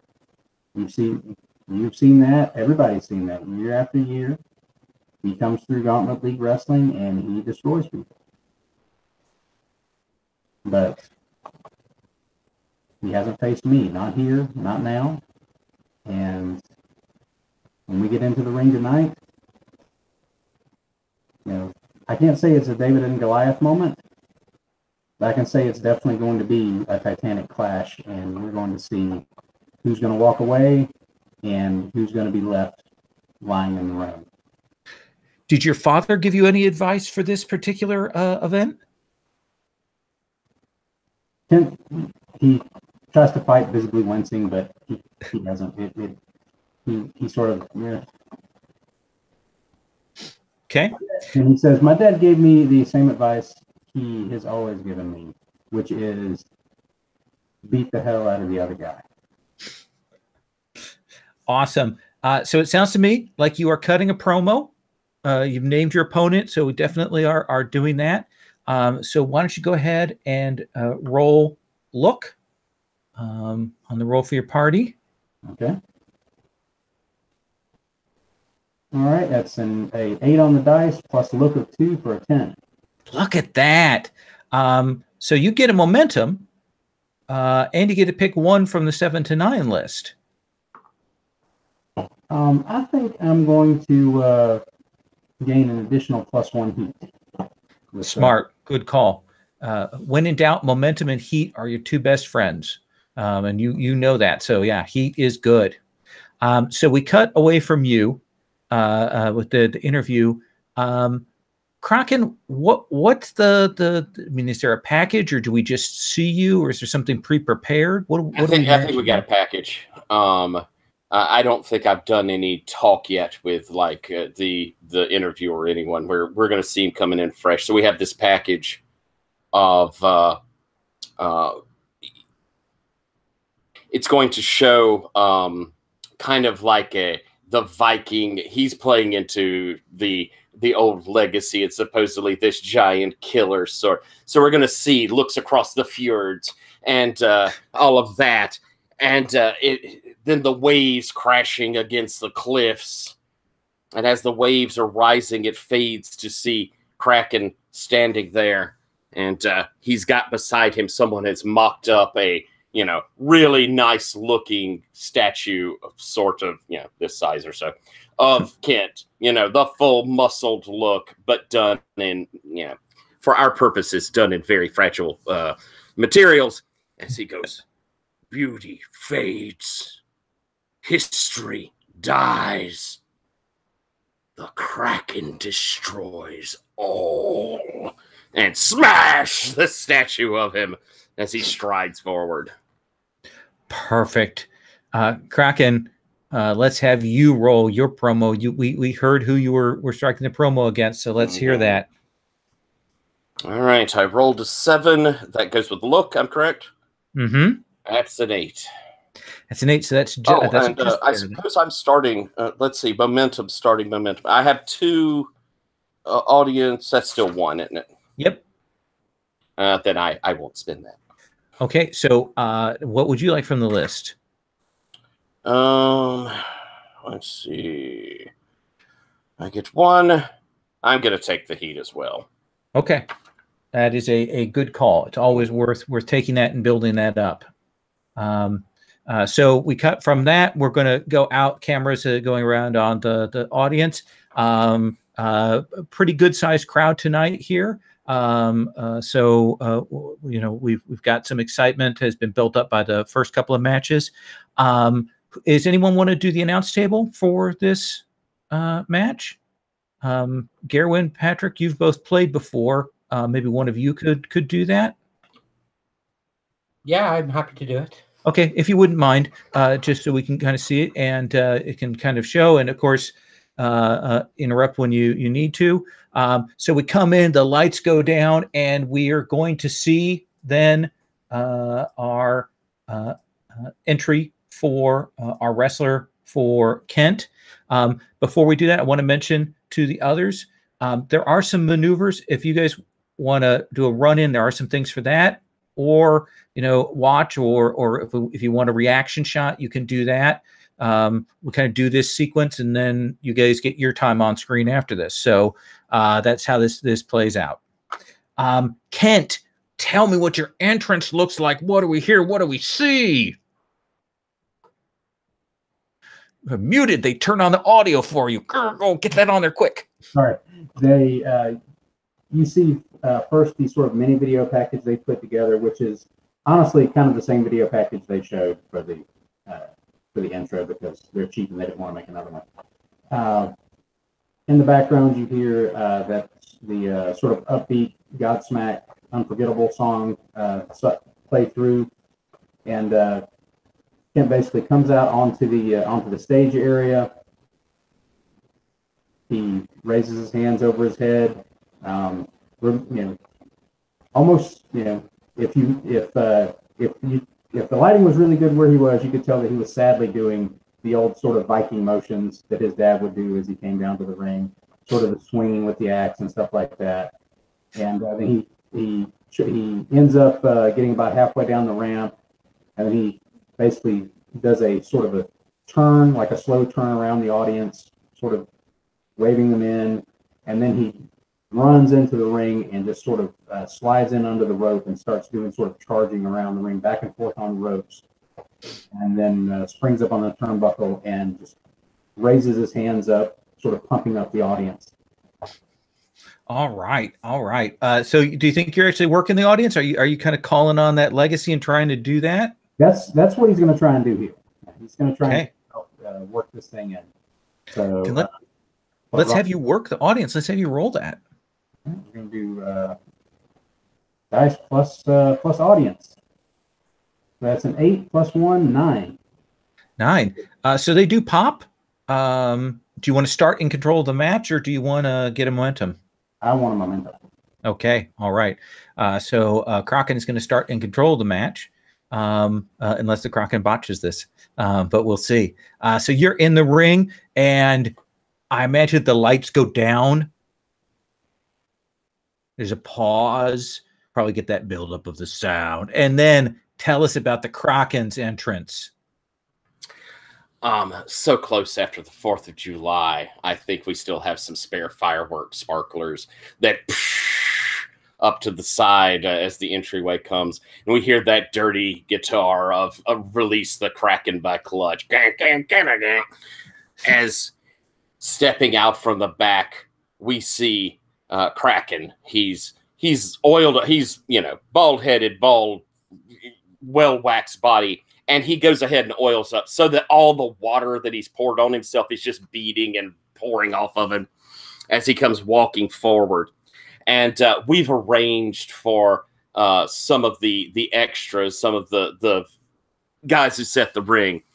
They're standing there, and they're dressed kind of as the tableau of Washington crossing the Delaware. So they've got the fake boat, and they've got the guy standing up. And as Kraken comes down, he just leers over it, knocking them to the side, smashing through it as he comes down to the ring. And I'm hoping for some cheap heat as I step all over their American beliefs. Oh, yeah. You crush the flag under your feet. I think can take cheap heat once per session, get that momentum, come up into the ring, and you start in control of the match. We see our Kent Reed. We see him kind of has pumped up the crowd, but then you're there, and the mood changes. So tell me, how does this start, sir? Alrighty, I do my step over the top rope, and I'm mugging to the audience enough that my back turns to Kent. So he comes up and does that full double axe handle smash right into the back of me, and I stagger forward, and he just starts unloading on me. He's giving the full fury of, America's mad sort of thing, and I'm sort of backing up until I get to the corner and manage a headbutt. Grabbing hold of the shoulders, I do several into him and sling him back, and then stride forward to pick him up. As I pull him up from the rope, I push him up onto the shoulder into that bouncing backbreaker sort of set. Okay, kind of get that set. Anything you want to add to that, Kent, as he's doing that? Are you selling it pretty well? Oh yeah, I think Kent basically the first headbutt looks like Kent might have been able to fight through it, but like by the third one, you can tell his legs have gone wobbly, and he's selling the barrage as stunning him, and he flops like a dead fish for the fight. Awesome. So what do you think this is? I don't think you're trying to do legit risk here, right? No, I think it's much more power. Okay. So let's have you roll that. All right. Roll selected. That's an 8. With my power makes it a 10. Okay. So you hit that great. I mean, he comes down hard. The smack carries across the stadium. You get control. You still keep it. Do you want 2 momentum? I think I'm gonna max out that heat. Okay, hit 4 heat. People are they are on it. And I still have control. Yeah. Yep. All right. So they say Kent is the son of Eric the Red. Looking at him now, I'm not sure if that isn't the son of Eric the Green instead. And so I've got him up there in the kind of backbreaker, and he's flopping good, and I'll do a slam over to him to the ground, and again I'll walk the ring to yell at everyone. And we see Kent starting to move as I get over to him, and I lift him up, and I think I'm going to pull him up to the big power bomb set. So it looks like I'm fixing to do the squash. Okay. But instead, as he pulls up, he starts raining them into my face. And I think I'm going to try and push, as he's doing this, I'm going to try and help him to push up so he can manage to do feet on my shoulders, come down with that axe handle on my head and drop me. Ooh. I love that. That's nice. So I think you guys have worked this out, right? This is a big trick. So you actually get to roll your heat then with him. And I have a good one of those. And I needed it because I rolled a 3, but that gives me a 7. Okay. So you can keep control, or you can hand control over to Kent and take a momentum. I'm taking the mo. Okay. Kent, how do you recover and get control back? I want to say after that axe handle hits, it staggers him. He sort of staggers over and catches himself on the ropes to avoid going down. So he's wobbly, but he's still up. And Kent sort of staggers himself back into the ropes, and he sort of shakes his head out a little bit, trying to get his wits back about him. And I think he's looking at him, and he's going to basically go over and try and take the big man and fling him into the ropes, and is going to try and actually catch him on the return from the ropes with a big boot to the head. Ooh. Kent's 6'5", so he's just tall enough to where if he really stretches it. So do you think that sounds like some technical work there you're trying to get, right? Right. And it's not a signature or anything. He's just looking like he's kicking him in the head. That's perfect. So let's have you roll that work. All right. I don't have any work, so it's just a raw roll. Let's see how it works. Okay. 7. Okay. So do you want to keep control, or do you want some momentum and hand it back? I kind of want some more momentum. Okay. I'm gonna take the momentum on this one. All right. So Kraken, how is it that you get control back? I think that big kick comes up into, the side of my head, and we actually see Kent sort of stagger back, and he's looking down at his foot being hurt as we see Kraken, who takes the hit and pays it. But as he moves back, he and looks intimidatingly back over there as, we see Kent sort of limp from, oh, God, I just kicked this mountain of a man. And I think we'll start seeing the stalk as Kraken moves in, and we, the grab and he ducks under, and the grab and he ducks under, and maybe landing a kick or two into the legs, because that's always the way you want to take a big guy. So we're getting a little rat-a-tat on the legs. And as he goes a bit too much, he comes in with a punch to the gut on Kraken. Kraken absorbs it, and just sort of this figure just leans over the top of him, lifts him up, and does this seated face buster, carrying him down. Oof. So what do you think that is? That seems like a pretty technical move to do right. I think so too. So I think that's going to be work. I'm going to do it. I do not have a 0. I have a -1. But I roll boxcars. So. Boxcars. And too bad you have a -1, or else it could have been a mythic there, sir. It could have been. So do you want to describe that, Gerwin? And the giant lifts him up. He takes him up, and oh no, straight on the face. Well, Kent always did want to be the new face of wrestling. I think that face is probably going to need an overhaul now. So you can take 2 momentum, or you're already at max heat. Yep. I'll take the Mo. Wow, that boxcars was really lucky for you, sir. Yes, it was. And you still have control, unless Kent decides to spend a momentum to interrupt and take control. I think Kent kind of wants to do that. Okay, gonna spend that. How do you roll out of that, Kent? I'm thinking that the face buster, like Kent sells the face buster. I mean, because having a big guy like that drop on you, that's just brutal. So he looks like he's freaking dead for a few seconds. And the Kraken just sort of, motions to the crowd, just throws his hands up at him like, come on, what do you want now? And then he leans down and he just grabs, he palms basically Kent's head and like pulls him up by the back of his head. And he takes him over to the turnbuckle and just starts pounding his head into the turnbuckle. And you see, everybody's watching, you see slowly Kent starts to lift his arms a little bit.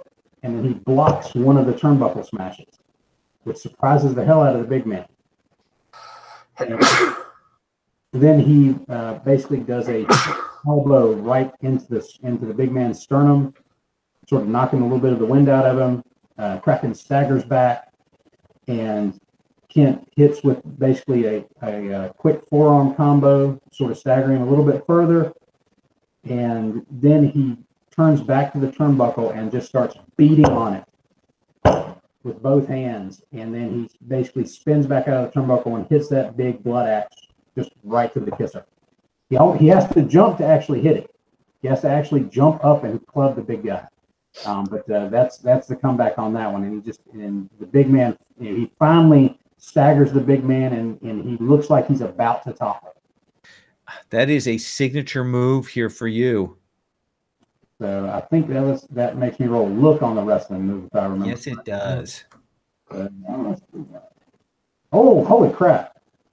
That would be a 13. That would be 13. So that is our first above a 13. Now you have a choice here.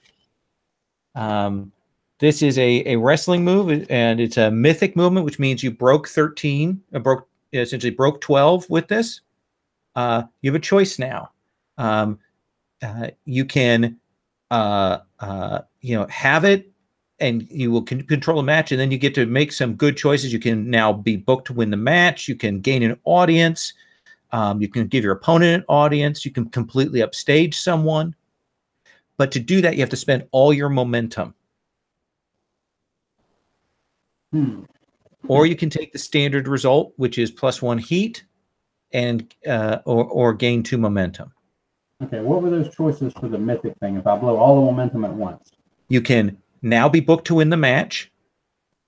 You can gain an audience automatically.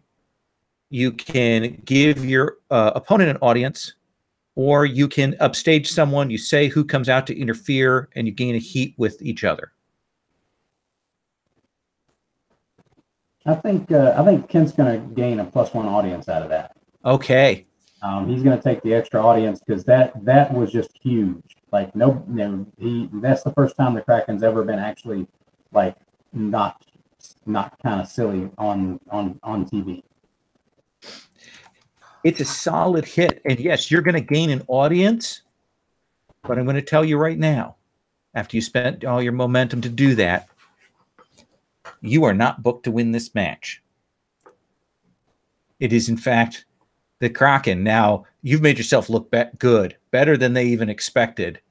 But the Kraken is definitely booked to win. But the audience is going nuts over that hit. I mean, they're doing the replay, where they do it like 5-6 times when, and they do it from the different angles there, just so everybody can see it.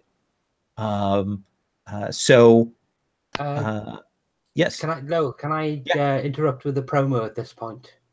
While the I basically want to walk on. Yeah, it's not really running so much.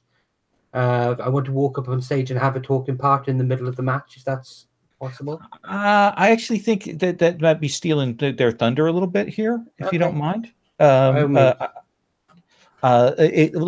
me resolve the finisher, and then if you want to pop in, I think if you want to do a run in, I would be willing to go to the move on that. But that's fine. I don't think I need to run in at this point.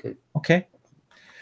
So yeah, the crowd is loving you, but here comes the Kraken. Kraken,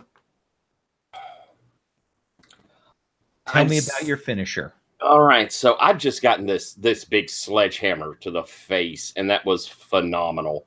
And I think we see the Kraken fall to the ground. I think we see me actually hit the mat.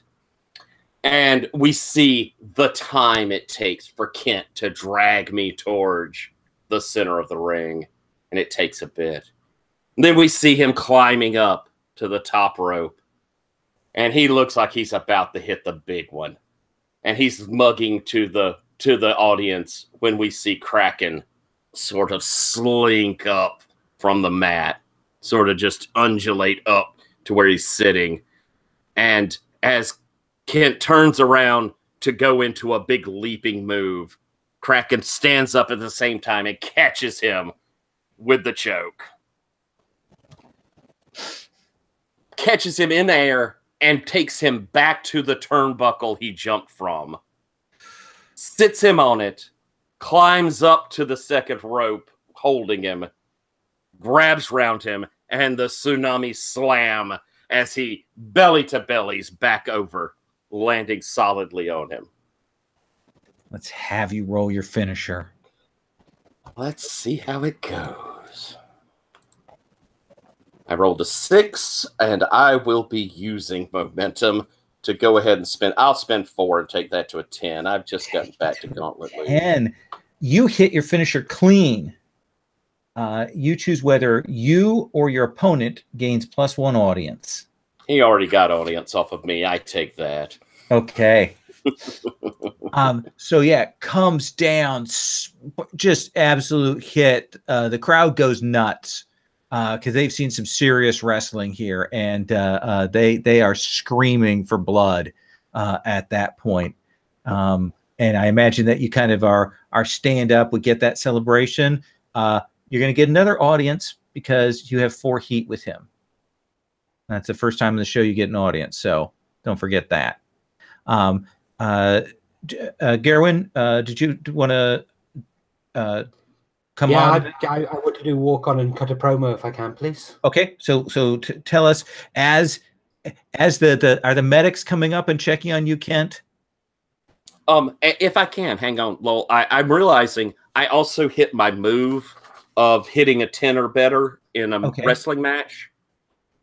So that would have gained me an audience. So I'm going to give that audience to Kent.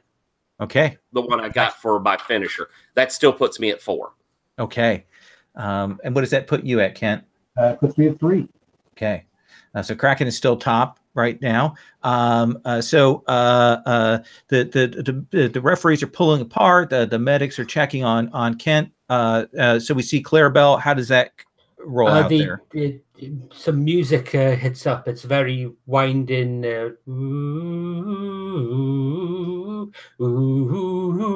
Played on a hurdy-gurdy in real life, but and she walks onto stage. And she walks on. She's in what appears to be a business suit. She's carrying a walking stick.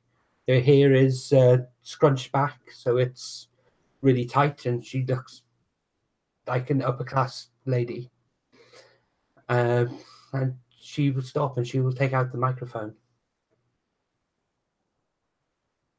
Monsters.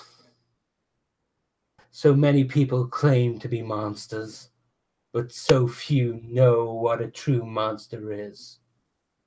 My family are monsters. I'm a monster. And so are you. Mr. Kraken. Mr. Kraken, the natural disaster. The unstoppable natural disaster. You are a monster. Not just inside, but outside. You accept what these fools do not.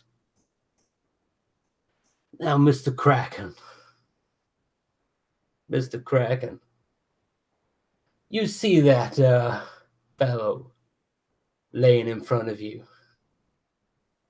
A long time ago, my poppy and his poppy were part of a tag team.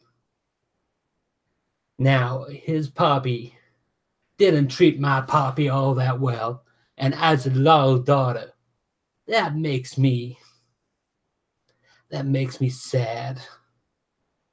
That makes me angry. Mr. Kraken, we're very much alike. Would you do me the honor of turning that man into a fine paste, please? Interesting. So who do you think you're cutting the promo on? Are you cutting it on? You muted. I'm cutting it on the Kraken in this instance because I'm trying to build up a connection between us. Okay. So let's have you go ahead and roll look. Okay. And that would be a double 1. So that would be 3. So you go to do that.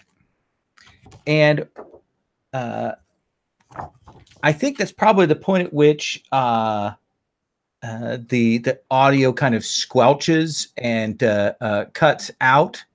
And you'll get the kind of over your audio, you'll get the video package of Jeffrey Bleakwood, who is like, "Oh, I see my sister's there.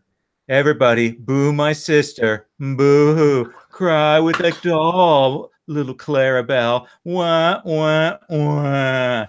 And mocks you in there. And you're going to lose an audience. Okay. Kraken, what's your response as this goes on? That they're signaling for you and Kent and Clarabelle to kind of clear the stage. This is Gotcha. not exactly.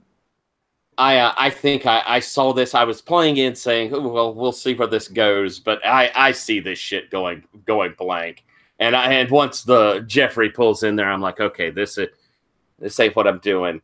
So I think I'm gonna pick up Kent, and to kind of play a little to what's going on, I'm gonna grab him. I'm gonna sling him out the ropes. Give the roar as I stalk down and back out. Give a sidelong look to Clarabelle, like maybe as I walk past, but still that not committing just because this bit went flat. That okay with you? Yeah, that's fine with me. It's just every single promo I run, first promo I run of every show, 3 times in a row now has been double 1. Ugh, I hate the Snake Eyes. So we're gonna cut back. I'm gonna tell you what the next match we're gonna do is, and then if anybody wants to do some stuff backstage or interactions or then we can go to promos. Essentially, what they are going to do is Bobby.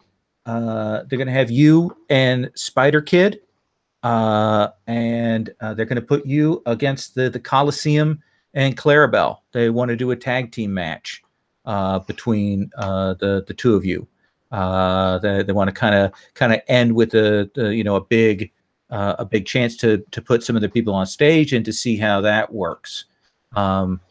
So we can cut. Does anybody want to do? I see you raising your hand there, Patrick. Is something now? What do you want to say here? Yeah, I want to do a backstage bit between Robbie and Wolf Backhouse. Okay. All right. So we're going to cut to that, and then I'll come and see if anybody else wants to do something. So Wolf is back there. He's frantically looking over numbers, and he's going. When did Bleakwood get in the building? Why didn't anybody tell me that he was here? It would have been good to know that he had arrived. Oh, look, man. You know Bleakwood has mystical back alleys into all of our systems. Are we On camera or off? On. On camera. So we're on camera, and he'll go, I don't believe that mystical mumbo jumbo, but he's making me nervous. Look, this is our first show here in the new Coliseum. We need to have things go perfectly, and things are getting sort of a mess. But I think I have the perfect thing to amp the crowd up. Look, all we need is Spider Kid out there. I think Bobby. I think Bobby should be out there with him. Get a tag team. Really show Clarabelle up for, I don't know, bad camera work, something. We'll figure it out in a moment. And Coliseum. He's a good one to throw out there. You think Spider Kid's up for this? Here's the thing: is Bobby's a little inexperienced, but he's got the good technical skills. But Spider Kid's really inexperienced. I know you've been working with him, but you think he can handle it? Sorry, I froze up there for a minute. You think he can handle it? I mean, that's serious. Look, I know he could handle it. I wouldn't be letting him lead the charge on this if I didn't think he could. He's been training. He's ready. He's got what it takes to be a real hero out there in the ring. But listen, this needs to be important. People need to know this is important. And so he's asked me, we need to make this a mask match. He wants to put something vital on the line to prove how serious he is about this. But, I mean, if it's a mask match, he can't be the only one putting one up. Everyone's really got to get in on that.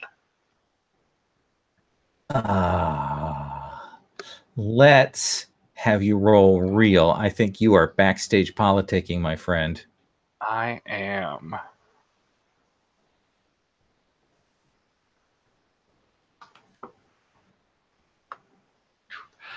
Seven plus 1, I believe, is 8. Okay. So on a 7 to 9, you pick a segment later, which is going to be the mask match. But you have to pick one. It's your match your client doesn't want to have. It places you or your client in an embarrassing situation, or it demonstrates how much better someone else is than you. So I think what it is that, like, we get this all set up, but the book is for Spider Kid and Bobby to get smeared. Like, this is a secondary boost for Clarabelle since her whole first approach went bad. Okay. So this is sort of a squash for her to boost herself back up. But I think in the sort of arguing back and forth, I finally capitulate by just slamming my hands down on the desk in front of me. And I say, fine. Look, we'll do it your way. But don't forget what happened out there on the road. Don't forget the promise that you made me. And I bring my hand back, and underneath it is an eye patch, like a Nick Fury style eye patch with like a big G on it. And as I'm walking out, I'll say, you'll find the trench coat in your closet there. Just remember, we have a deal. So you are going to get that mask match. So the other backstage thing is I'm going to come and check in with each of you. Bobby, they come to you and they say, hey, this is Wolf Backhouse, probably back. He says, hey, Bobby, can we give a talk real quick? Yeah, sure. What's up? So we're getting set up. We've got another match coming up right now. Harry Euro is going to be squashing Jack the Ripper Jones here in a minute. But we're going to do a tag team to finish these things up.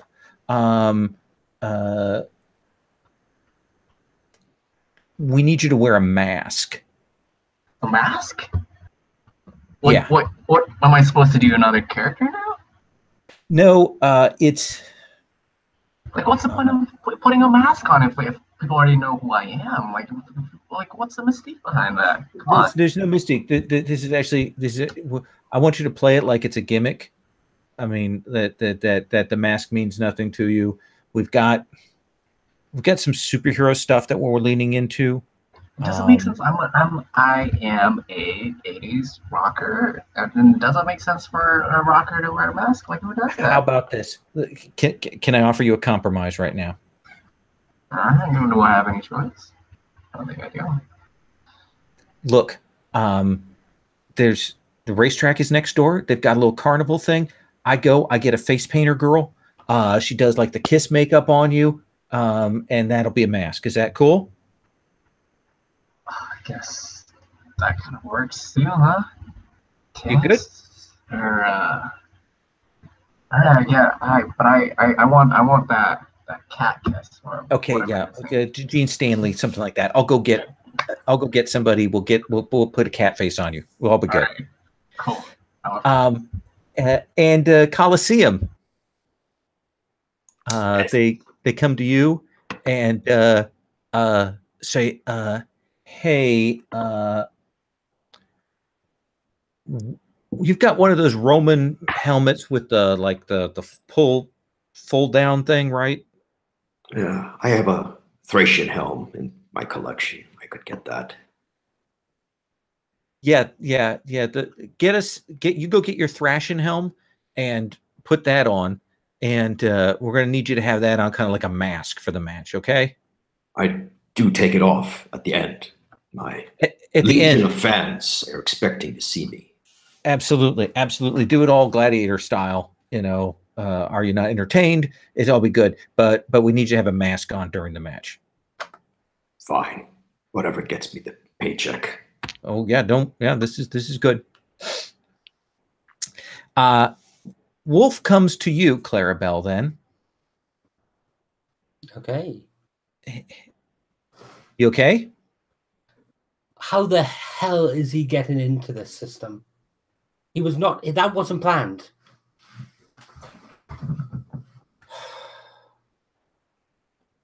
Look, I don't want to get between you two when all of this is going on. You're the only one who's actively wrestling right now, so I'm kind of in your corner generally. But that didn't go that well. You're telling me. So after... I'm sorry, Wolf. I'm frustrated. What can I do for you? Okay, well, once Harriero gets done wiping the mat with Ripper, we're going to do a tag team. You saw us out on the board. Yeah. Okay. Robbie's asked that it be a mask match to boost Spider Kid's profile a little bit. I can't do that. I've moved past that gimmick. I can't do that. I don't wear a mask anymore. Do we want to confuse the fans? Well, it's a mask match. So you got a couple choices here. You can do that. You can go and talk to Robbie and figure out if he can find a compromise. Or you can go sit in the back and I'll get somebody else in.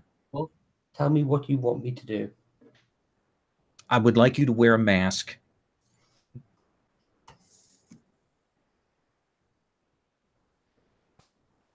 This is going to get you the heat. No, I understand. It's your chance to Wolf, again, Wolf, do the Anon thing. No, Wolf, I trust you. I've pulled for you this entire time. You know the business. I will say this now. I don't like this. I do not like this. This is going back to the old gimmick. I've moved past that. I'm a Bleakwood now. And what I should have been, what I should have always have been. This is my father's gimmick. But for you, I will wear a mask. But I want you to remember this.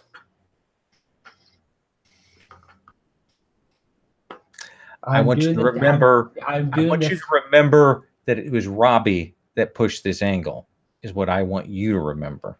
Wolf, I want you to remember that I trusted you with this. Okay? Okay. I'll keep that in my ledger. I need to go and find a mask. All right. I thought I'd actually have to say those words again. Yes.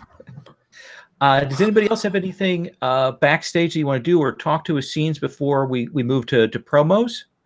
I don't want to do anything super long or take up much time because I know we're cutting it close. But I think I want us to like have the camera kind of catch Kraken.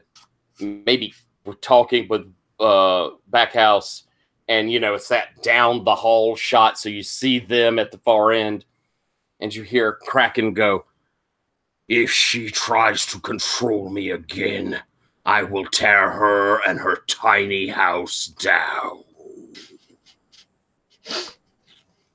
Ooh, nice. Are you actually cutting a promo on her? Are we doing this on camera? Are we doing that? Okay. All right. Yeah, I wouldn't mind cut a promo on Clarabelle. I like us getting more entwined. Okay. So I'm rolling. Roll look. 8, 9. I was about to say, score better than I did. So you can gain a heat with her. I will do so. Okay.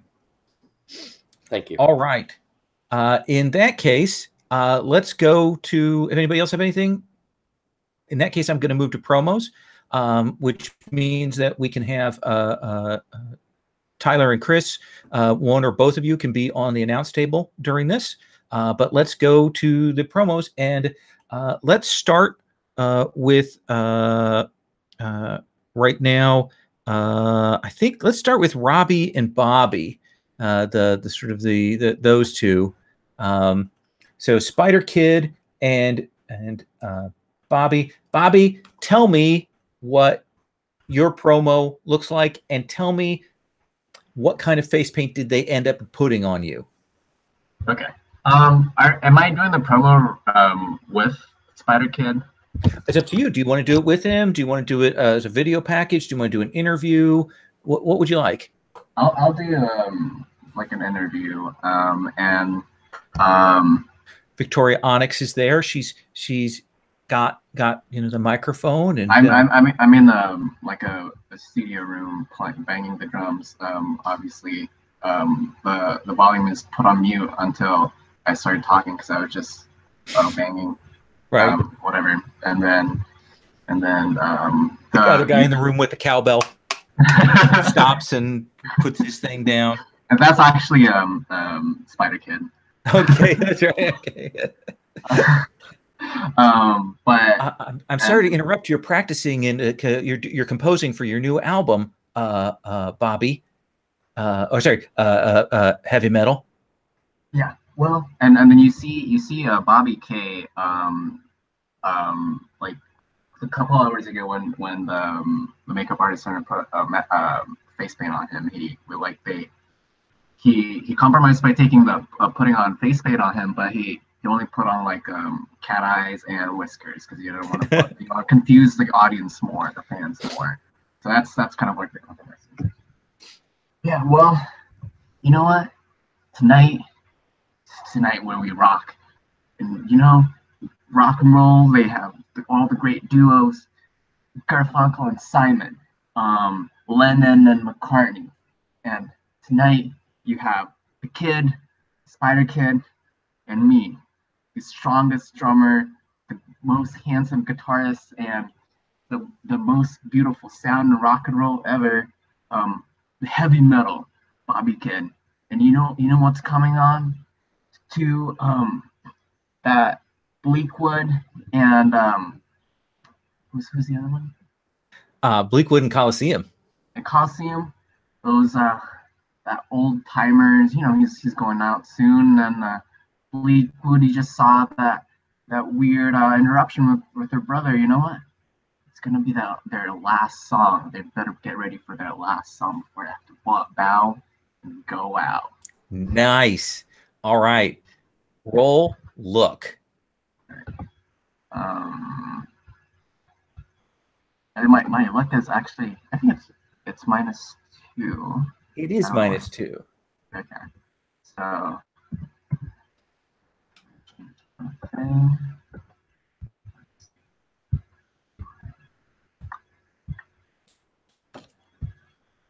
I got 4, 2. That was a botch. So people are confused. There's a lot of people going, wait, is this like a Cats reference? And there's probably a memories chant that will start when you enter the ring there. I think you actually are going to lose a heat with one of those two. Do you think it would be with Coliseum or Clarabelle?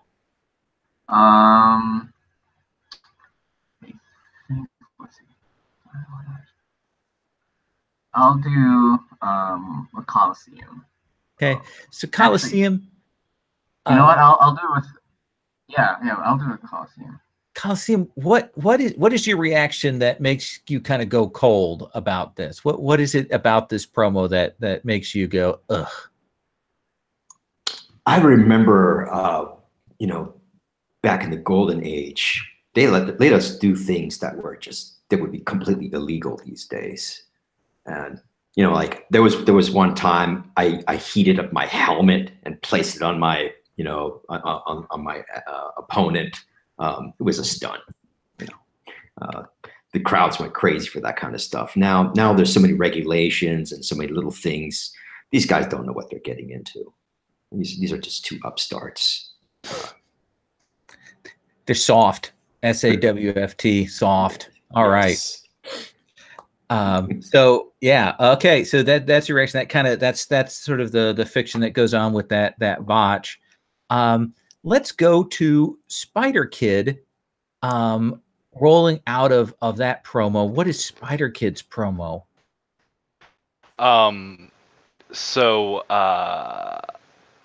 I think Spider Kid's promo, like, it starts up on the sort of jumbotrons with like a Twitter blast of like urgent message for all Gauntlet League fans, and I think it's this like cell phone video of Spider Kid.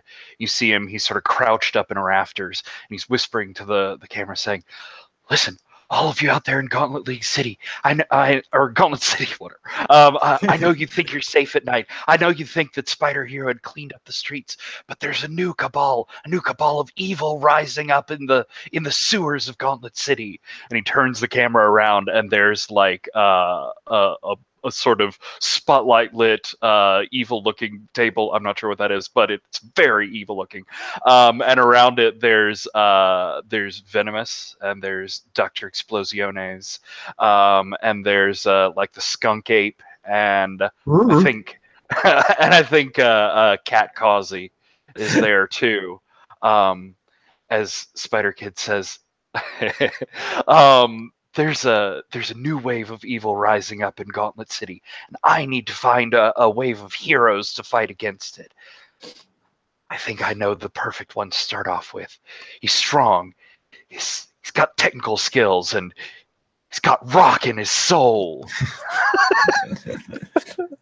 And so that's when the spotlights will come down to one of the entrances, and his intro music, Panic at the Disco, starts up, and he comes out. He's got the Spider Kid costume on, but just sort of in solidarity. He's also got a spiked hair metal wig on, and he's got like the spiked gauntlet or bracelets around his wrist. He's like, yeah, coming down the alley there, up towards the ring.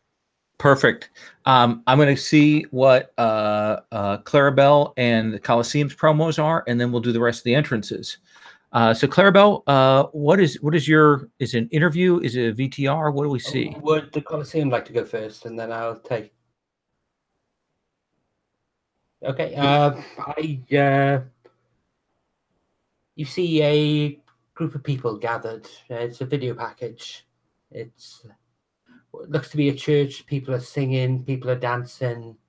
It zooms in on them, and as you see, they have no faces. It's like, in fact, what we're using is flesh-colored Zentai hoods with wigs over the top. But these are all faceless individuals all gathered round. They reach out lovingly for something in the middle of them, and as the camera pans in, you can see Clarabelle Bleakwood sat there, cross knees in the middle, as they all reach for her lovingly. She steps up and walks forward, and the camera shifts, and there's a young man tied with his hands to a rope, hands to a pole, and she walks over to him, and she comes up and touches his face. Darling, sugar, I'll ask you again. Will you join us? Will you become a nun? Will you give yourself to me? Will you give me the power to drive off the demon within me, the monster within me, so I may crush the heroes that protect this city, so I may crush the spider beneath my heel, and I may crush its child? Will you give yourself to me? Will you give yourself to me? And she leans in, and she'll lean in to kiss him. The camera will pan round to the back of the head, which will hide a cut. And as the camera pans round the other side, he's faceless as well. And she'll turn and look at the camera, and the cataract eye that she's got will gleam slightly. Awesome. Does it sound to me? Do you think you're working the audience more generally, or do you think you actually did cut a promo here? I think I'm definitely cutting a promo on Spider Hero in this case. Yeah, that sounds like a. So go ahead and roll look. Come on. It can't be a double one again, he says. Well. Okay, in that case, that's a 12. Look at that. So you connect with the audience, gain a momentum, and pick one from the 7 to 9 list. I will gain a heat with Spider Hero. Okay. Robbie Rain. Nice. I do mythic if you break 12 is the way I've done mythics. So 13 plus. So Coliseum, there's you get the spooky package there. What is your promo when we go backstage? Is it an interview? Is it video? What do we see for you? It's video. It's a video that he did earlier. So it's this is me cutting a promo, right? Yep. Okay. So it's kind of a close up on him from the side, and he smashes a marble tile over his head. He slowly turns and faces the camera and addresses Spider Kid in heavy metal, and he says, "You two upstarts have crossed the Rubicon. You have upset the order of the gods. The walls of the Colosseum close in on you and take your breath. I've spoken with Cerberus," and he addresses someone or something off stage, "and he has told me that your fates are sealed. You will see your doom today. Brandon Circus!" And he slowly turns and walks off screen. And as he does, the camera zooms in, and we see Cerberus, a golden retriever with 2 puppet dog heads attached to it. And it cuts to black from there. Oh, so good. So good. Let's have you roll with look, and let's see how this hits with the audience. Okay. What is my look? Look is 1. That's not bad. Not too shabby. Get to the dice roller. Are these okay? I guess these aren't claimed. These sort of transparent ones up here. I'll just roll those. Okay. 5 total. Not too impressive. 5. So that does not hit particularly well there. And it sounded better than it was. It did. Yes, too many classical references. Perfect. Yes.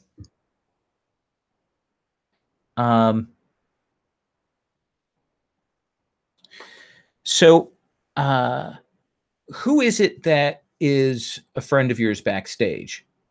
Like, not one of these player wrestlers. Who's a non-player wrestler who's backstage? Who's a friend of yours?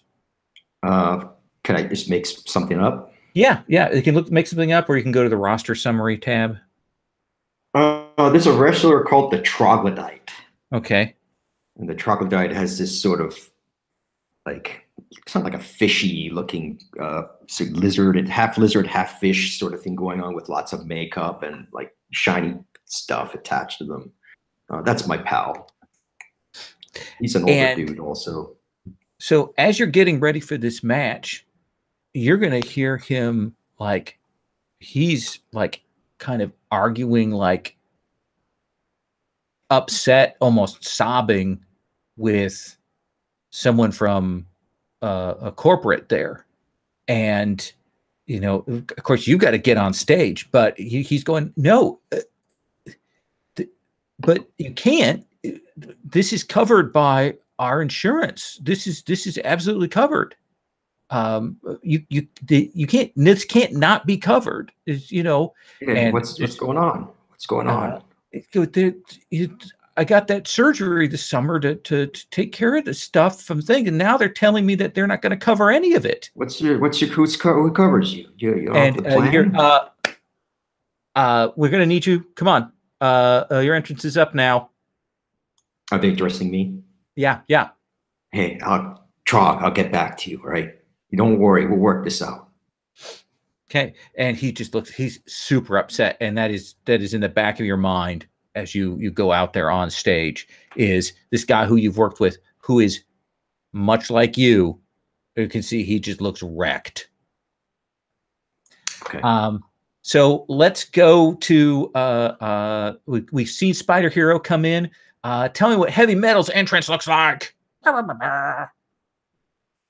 right, so you hear the ding ding ding ding of Tom Sawyer by Rush. Yeah. And then in a minor key.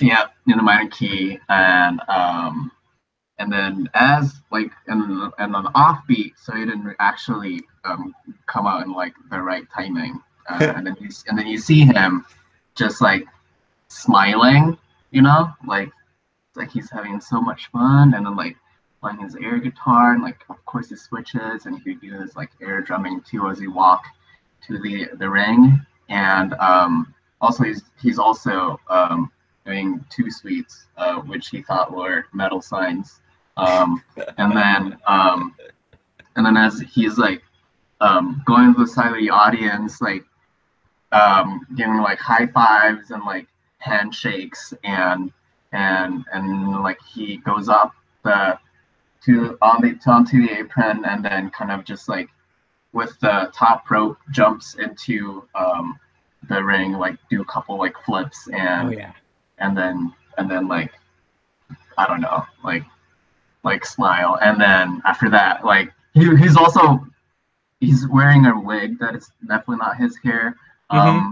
So before the match starts, like you saw him entering in this like glammed up look, with arm like sleeves and like I don't know, like bandanas and like tights, but like as just before the bell starts, he took off everything, and you just see him as like his like Bobby K ring gear, and then the remnants of like his heavy metal character is just his face paint and like the cat's paint. Yeah, and then just a bandana. That's it.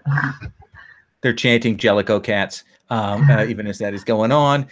You're in the corner, and music switches. We hear the entry music for the Coliseum. What does the Coliseum's entrance look like? My sound cut out. Were you speaking to me? Yeah, Coliseum. What's your entrance? We cut to your music.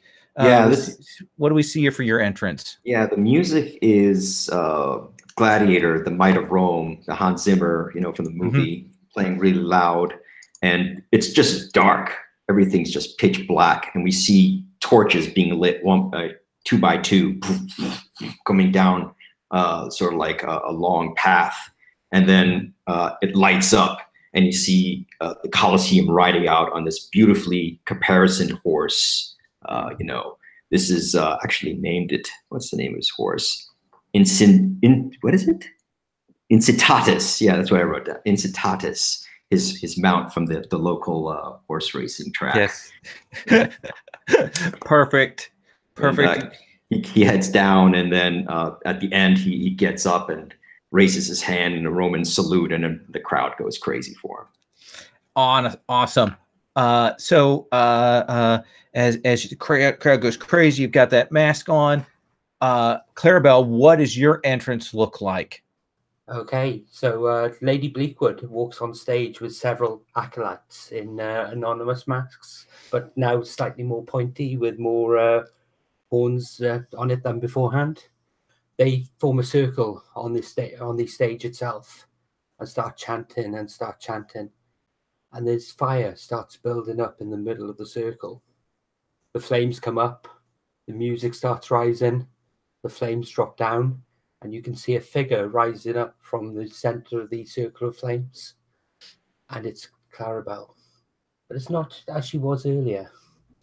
Clarabelle earlier was in an exquisite suit and was very well decked out.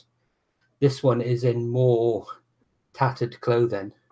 But as she comes up, you can see her face is painted in the visage of a demon.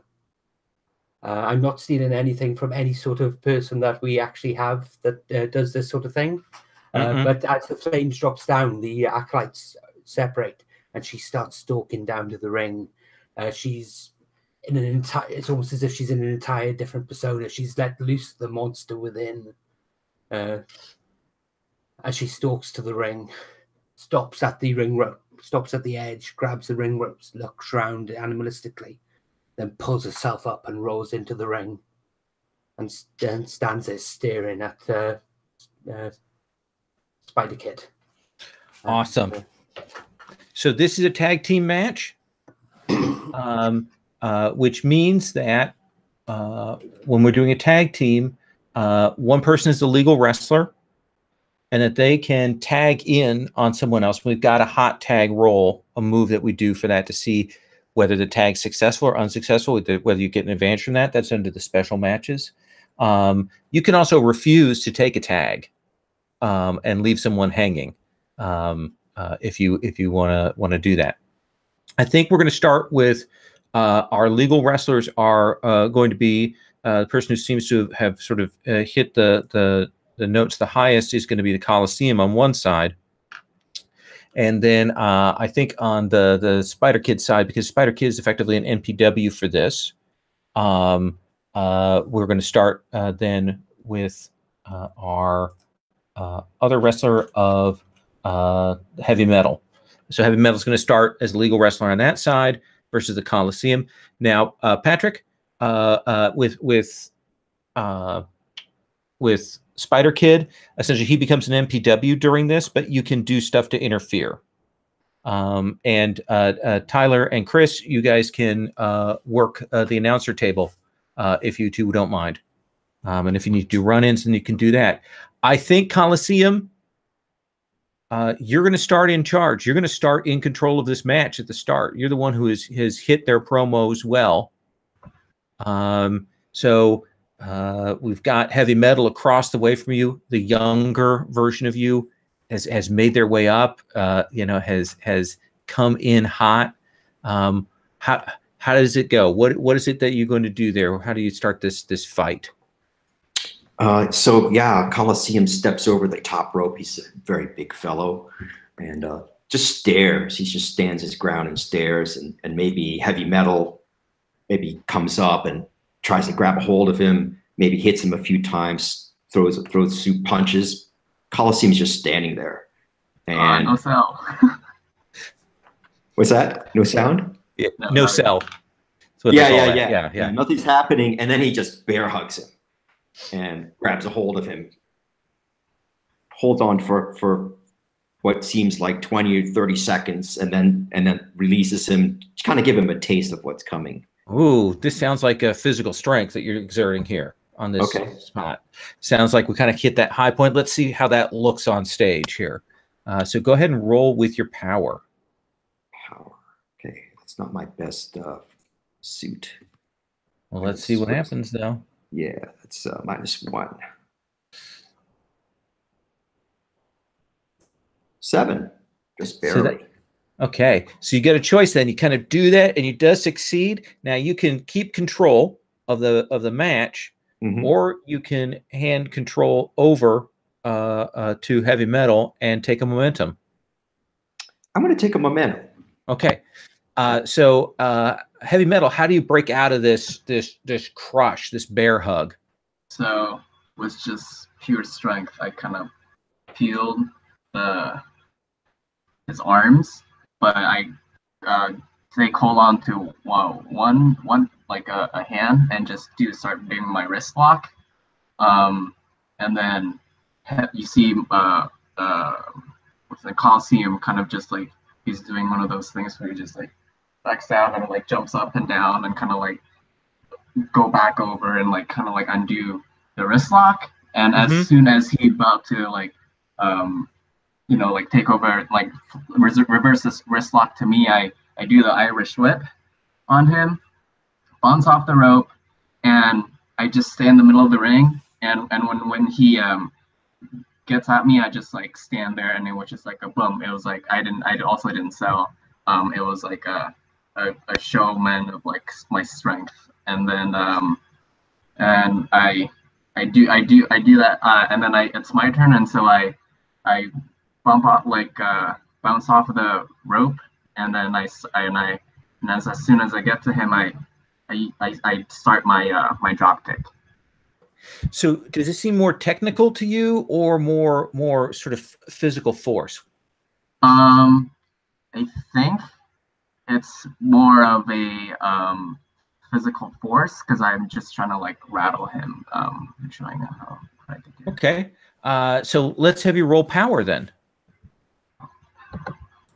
Holy cow, ladies and gentlemen, we're seeing Creepy versus Colossal.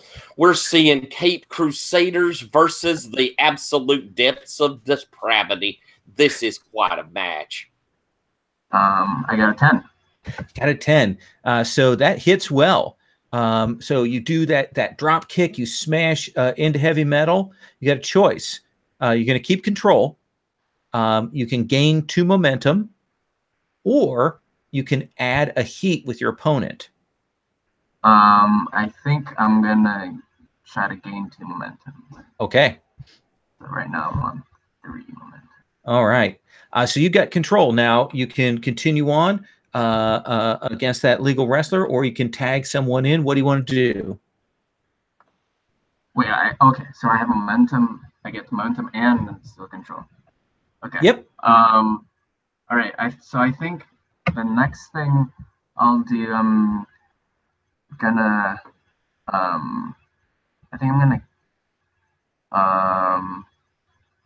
start a chop. So I pick him up and I give him a nice chop on the chest. Okay. And then we exchange chops for like quite a bit. And then as you see our chest becoming like red in color, and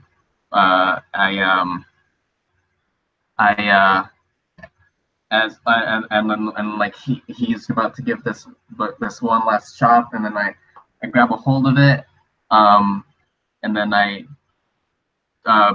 throw him onto a turnbuckle where Spider Kid is holding onto, and then we kind of like I go onto him and just do like a lot of like punches. And as I hope the Spider Kid's helping me with that. And then the ref probably comes and counts 1, 2, 3, and on 4, I raise hands and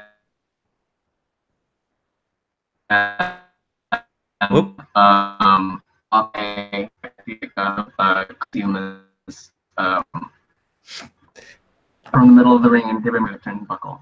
Okay, so we lost a little bit of that, but it sounded to me like you're kind of getting up close. You're working with Spider Kid, and then doing that flip out. So it does seem to me like you are tagging Spider Kid in. Maybe we can resolve that. Yeah, let's do that. Yeah.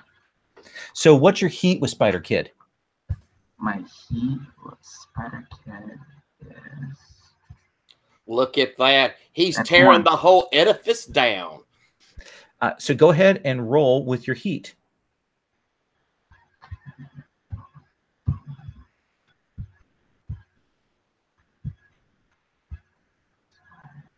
I got a 6.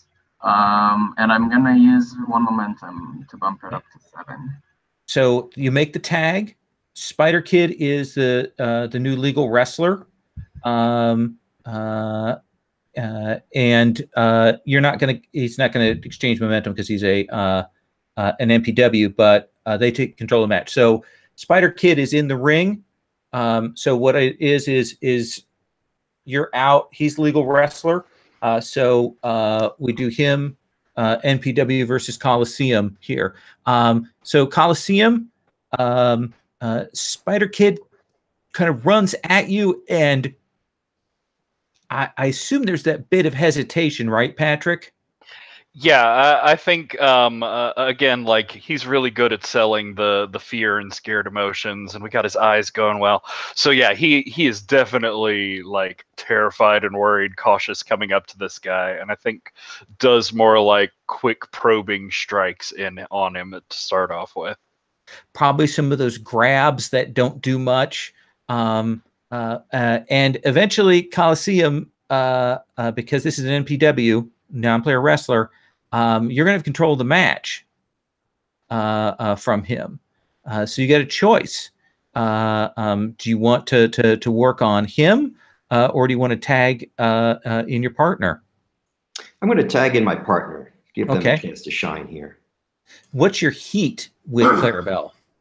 My heat with Clarabelle. 1. Okay, so roll with a +1.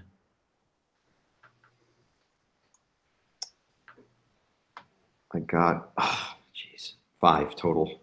5 total. Sorry, Here is what's going to happen. So I think legal wrestler is going to pass over to heavy metal on their team, and they're going to gain a momentum from you. I think the best way to do this is Clarabelle is in, but isolated. Does that seem fair? Like a fair way to handle that? And heavy metal, tell me how you get in and isolate and get in on Clarabelle before she can do anything. And can I throw something in there real quick, Lowell? Sure. Yeah. So I think like as Coliseum was going for the tag, Spider Kid, who's terrified of Clarabelle. Like Coliseum is big, but Clarabelle's a freaking demon right now. He's doing everything he can to try and stop Coliseum from getting over there to tag her in.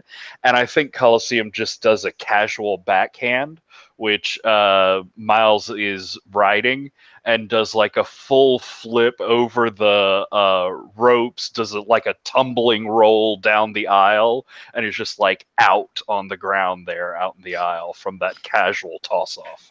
Sounds perfect. So it's really 1-on-2 at this point, right? Mm-hmm. Okay. Heavy metal, you are overwhelmed. I mean, the odds are against you. How do you deal with Clarabelle? Wait a second. Clarabelle's in the middle of the ring, right? And you have Clarabelle isolated. You are a legal wrestler, okay. and Coliseum sort of just on the outside waiting for the tag. That spider has gone down the water spout. And at this point, I'm going to whisper to heavy metal while we're grappling. Uh-huh. We've got to keep him out of the ring. If he gets injured, he's going to get seriously injured. And I'm not going to take responsibility for hurting a star. Well, okay, I'll do my best. Okay. And so I think we exchange or like I give her a lot of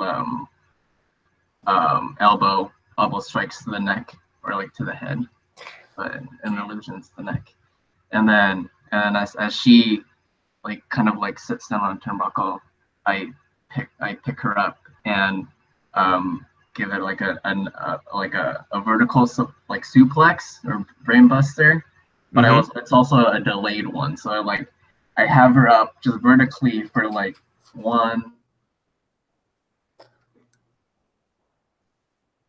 That's a very delayed suplex. And Sorry, then, you hung after the one, so your suplex was super long. And at this point, I think I'm going to use my fighting spirit move to interrupt Okay. and steal a momentum. Okay. So as he's holding me up there, I twist my body in the air. I come back down, and as we fall to the ground, I pull you to the ground with me, and end up with you actually in a pyramid choke, a triangle choke. So I'm holding your arm. One of my legs is jammed up against your throat. Yeah. Okay. My other hand is basically holding you in. Okay. And so that's it. That's his move. It's like an interruption, but he doesn't have to spend momentum. So he has control of the match right now. We've got Coliseum outside on the outside tag. Clarabelle, what do you want to do? Okay, so I've got heavy metal in the choke. The ref comes over, lifts the arm up. 1, lifts the arm up. 2, lifts the arm up. It drops halfway and stops and shakes. And she's reaching. She reaches for the ropes and she gets hold of the ropes, and I have to leave go. And I roll back into the ropes, and as she's getting up, I clothesline her. She stubs against the ropes, and I duck under quickly. Get her quickly up, lift her up, and I'm going to do a bloody Sunday onto the edge of the ring. So this is literally a spike pile, inverted spike pile driver to the hardest part of the ring. Are you working stiff? No, this is very much strong style wrestling. Okay. So I'm using my strong style move to roll reel. Okay, go ahead and roll reel with this. And that was a 6. I swear that was a 6 before that just changed. I botch. So I injure you. So let's see. So it is done as that. So you give. This is on a botch. You get countered. You give 1 momentum to your opponent, and they immediately take control of the match. Yes, and in addition to this, the rules for my strong style move means that if I botch the roll on it, I injure my opponent. Okay, so you're going to mark an injury then, heavy metal. Okay. And also gain 1 momentum. Okay. So how do you do your Bloody Sunday? What does it look like again? The Bloody Sunday is basically me lifting you up directly, and then me stepping off the side of the ring and bringing your head and shoulders down onto the actual edge. Well, okay. So as you're about to drop me, I do a little hug of your body, and I feel like what I'm picturing right now is like I have my legs up in the air and we're kind of like hugging each other, and then you do one of those things where like the person on top turns into the one on the bottom. We switch off, and then as I do that, I put you on a pile driver position, and I drop down onto the apron with your head like doing a pile driver on So where's the injury that you took from that? How did you get injured in that? Oh, okay. I guess as I switch off, I think I get my neck caught on the rope, and so it's like a bad like tight bruise, I guess. Yeah, yanks it. You feel that pull as it hits. It goes wrong because of the botch. You two will kind of fall out in sort of opposite directions. Oh, okay. And there'd be that moment. Here's the thing. And you guys have to tell me how we get to this finish if you want to. Unless somebody interrupts. The finish is that Coliseum is to essentially do a pinfall on one of the opponents. So Coliseum is to do. Coliseum and Clarabelle are booked to win with Coliseum doing the finish. So tell me how we would get to that. I think maybe Clarabelle, if you want to like work me more a little bit so you can throw me off into the ring. Yep. Okay, so we both struggle up. We both struggle into the ring. I throw you into the corner. I run up. I deliver a rising knee to you in the corner. This is your corner with Spider Kid on currently outside, knocked out, and then I run back to the other corner. Tag Coliseum. Then I run to the ground and put my hands on the ground. And I get ready for poetry in motion, baby. So as we have the heavy metal kind of stunned, Coliseum, tell me what your finisher looks like. Coliseum climbs up, grabs the turnbuckle and climbs up to the top rope and faces the crowd and waits for them to cheer. They know what he's about to do. And when the chanting gets loud enough, he turns around and places both his hands on his side. It's almost like a diving position, like a swimmer. And he just drops, just all his weight forward. His feet are staying on the turnbuckle, and the head comes down, and it's a headbutt meeting the other person. It's devastating. All right, so it should kill them by rights, but yes, this is well rehearsed. Let's have you roll your finisher then. This is just a straight 2d6. Okay. And I plan a run in. I'm willing to have it be after the finisher. Okay. I've been rolling so bad. So what'd you get? I got snake eyes. All right. So on a botch, it's an absolute disaster. You're going to get the win, but you're going to lose an audience.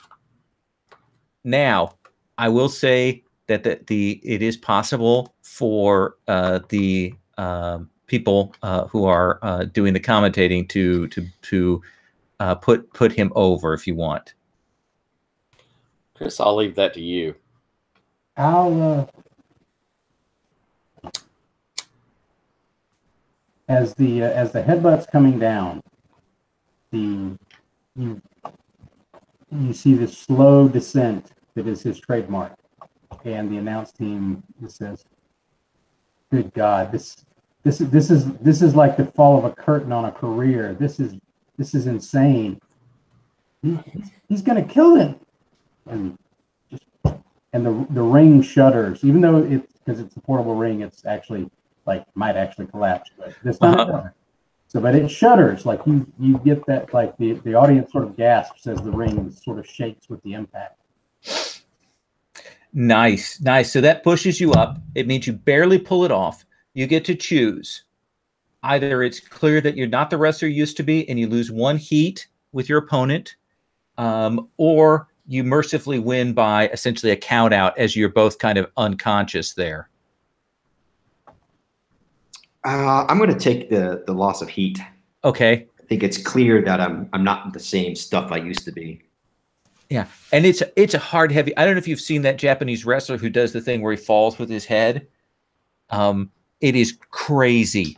It just looks like he ought to be dead every time. So I know exactly what you're describing there. It's nuts. So we kind of cut away with Clarabelle. Probably checking on the Coliseum. We see Spider Kid kind of getting up from the sidelines. We see Heavy Metal is laid out. And you wanted to do something there, Kraken? Yeah, I want to do a run in as we've had the Coliseum fall. We've got this, count out from, we got two people outside. We've got two people inside who look like they should be dead. As Kraken comes down, and it's a stalk down, and we'll get into the ring. It's a run in, so I should roll, I suppose. Well, it's not in progress. So if you're doing something, I would read this as a cut of promo. Okay, cool. Cut it on somebody. All right. So I come in and I'm going to, where Coliseum's laying there, I'm going to pick him up and headbutt him. He's there with, is it Spider Kid that he smacked on? Oh, no, he smacked out a Heavy Metal. Oh, excellent. Okay. And so with heavy metal, I'm going to pick up and the headbutt too. And then I'm going to go crawl out of the ropes, moving over towards Clarabelle and to Spider Kid. And as I move close to them, I'm imagining that we see Robbie Reyes stand up to see this happening to his ward. We have Clarabelle who's coming to her senses. And as I move in, we have the two of them yelling at me to which to go at. As the Kraken moves in to hack the two of them, but is torn between Robbie Reyes and the heroic side and Clarabelle and using her influence as I come in to grab them both. Ooh. Well, I'll let you cut a promo on one of them if you can roll well enough here. All right. I'm going to... I'll roll up that 6-7. I don't have enough to take it up beyond that. So 7. You can choose to gain a heat with one of them. I think I'm going to gain a heat with Clarabelle. Makes sense. As if this is good with you, Gerwin, I think as I'm coming in for the two of you, Clarabelle gives me that sort of look and steps back. And I put all of my focus onto Spider Kid, pick him up, and sling him at In fact, Robbie if you Reyes. will let me, I'm going to use my heal move. So as you're coming in, I will reach up behind Robbie Reyes' head and throw him to you. Perfect. And gain one heat with him in the process. Gorilla press and thrown into the crowd over towards Robbie. Perfect. So I think we're going to. I want to cut there if I can. I'm sorry, because we've gone over time by about 15 minutes already. But I think we're gonna, we're gonna fade with that chaos. I assume Kent Reed comes running down to try and sort this out. It's what's that called, a schmaz, when everybody's in there. All the other wrestlers come running in and stuff. Lowell? Yeah. I have like a 30-second tag for the end off camera. Sure. Let me check. I want to say to Clarabelle, Bobby, Coliseum. I didn't think anybody wrestled anybody that had 4 heat with. Technically, I have 4 heat now with them afterwards as a result of the heal move. That won't count for that. Yeah. But had you done that, then we would have added an audience onto you. But we'll keep that in mind for next time. So I just wanted to check in on that. Patrick. This is, like I said, it's off camera. It's after the match. It's back in the locker room, and Robbie is with Bobby, helping him like wrap up and ice up his shoulder. And Miles is there in the room as well, sort of smiling. And Robbie just says, "Look, man, I'm sorry that went so rough on you. I didn't anticipate that sort of thing. Coliseum's getting rough in his old age, but I just wanted to let you know, Lucha traditions run strong in this promotion. Everyone always forgets that I started from Lucha Traditions. You don't have a mask and you just lost a mask match. You can take one on as penance if you want. This could be the way that you change your gimmick up." Robbie, I mean, I trust you. You've helped me so much, and like you've helped me with all my character work and being, trying to be a good all-around wrestler, but we haven't really tried that long with my heavy metal gimmick. Come on, like give me one more match, and if that really goes worse than what we ever have, then look, it's totally your choice. I mean, take it or leave it. I just wanted to give you a back door. Well, obviously, I just don't. I want to go over so bad. I was really good, and now I'm just like stuck with this weird character. You know what? When time's right, when I'm just really done with this one, I want to see the design of that mask. How about that? We'll work something up. All right, and I think we're going to wrap there with the essentially the little tag comes in, of course, on the copyright. Next time, I want to make sure that I get a little more FaceTime for Kent Reed. And we've got that interesting thing with the troglodyte that I want to play up we put on the table there for the Coliseum. So those are some details I want to play on next time. We'll get some more matches. We'll get everybody some maybe a couple of times next time because we'll be starting out. And we'll see. One of the people who dropped late is signed up for next session. So I'm going to check in with him and see if he's going to actually make it or drop. If he doesn't, then Patrick, you'll be up. But I'll check and make sure on that ahead of time. Otherwise, we've got a stable thing.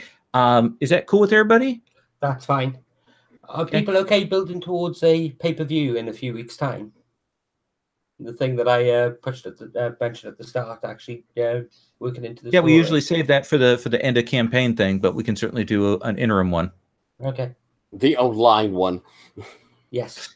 Yeah, certainly the battle over who has control and financially and otherwise on that will be an interesting detail. I'm going to stop the broadcast. If anybody has any questions between now and next session, go ahead and send them. If you think of some stuff you want to talk about or ask about at the beginning of next session, we can stop off and do that in terms of procedures, how we want to do this. If you've looked at your moves and stuff and you're like, this is a bad choice on my part, and you want to switch things out between now and then, tell me and we can swap those things out because it's first session, so I have no problem if people want to trade out. All right, I'm going to stop the broadcast.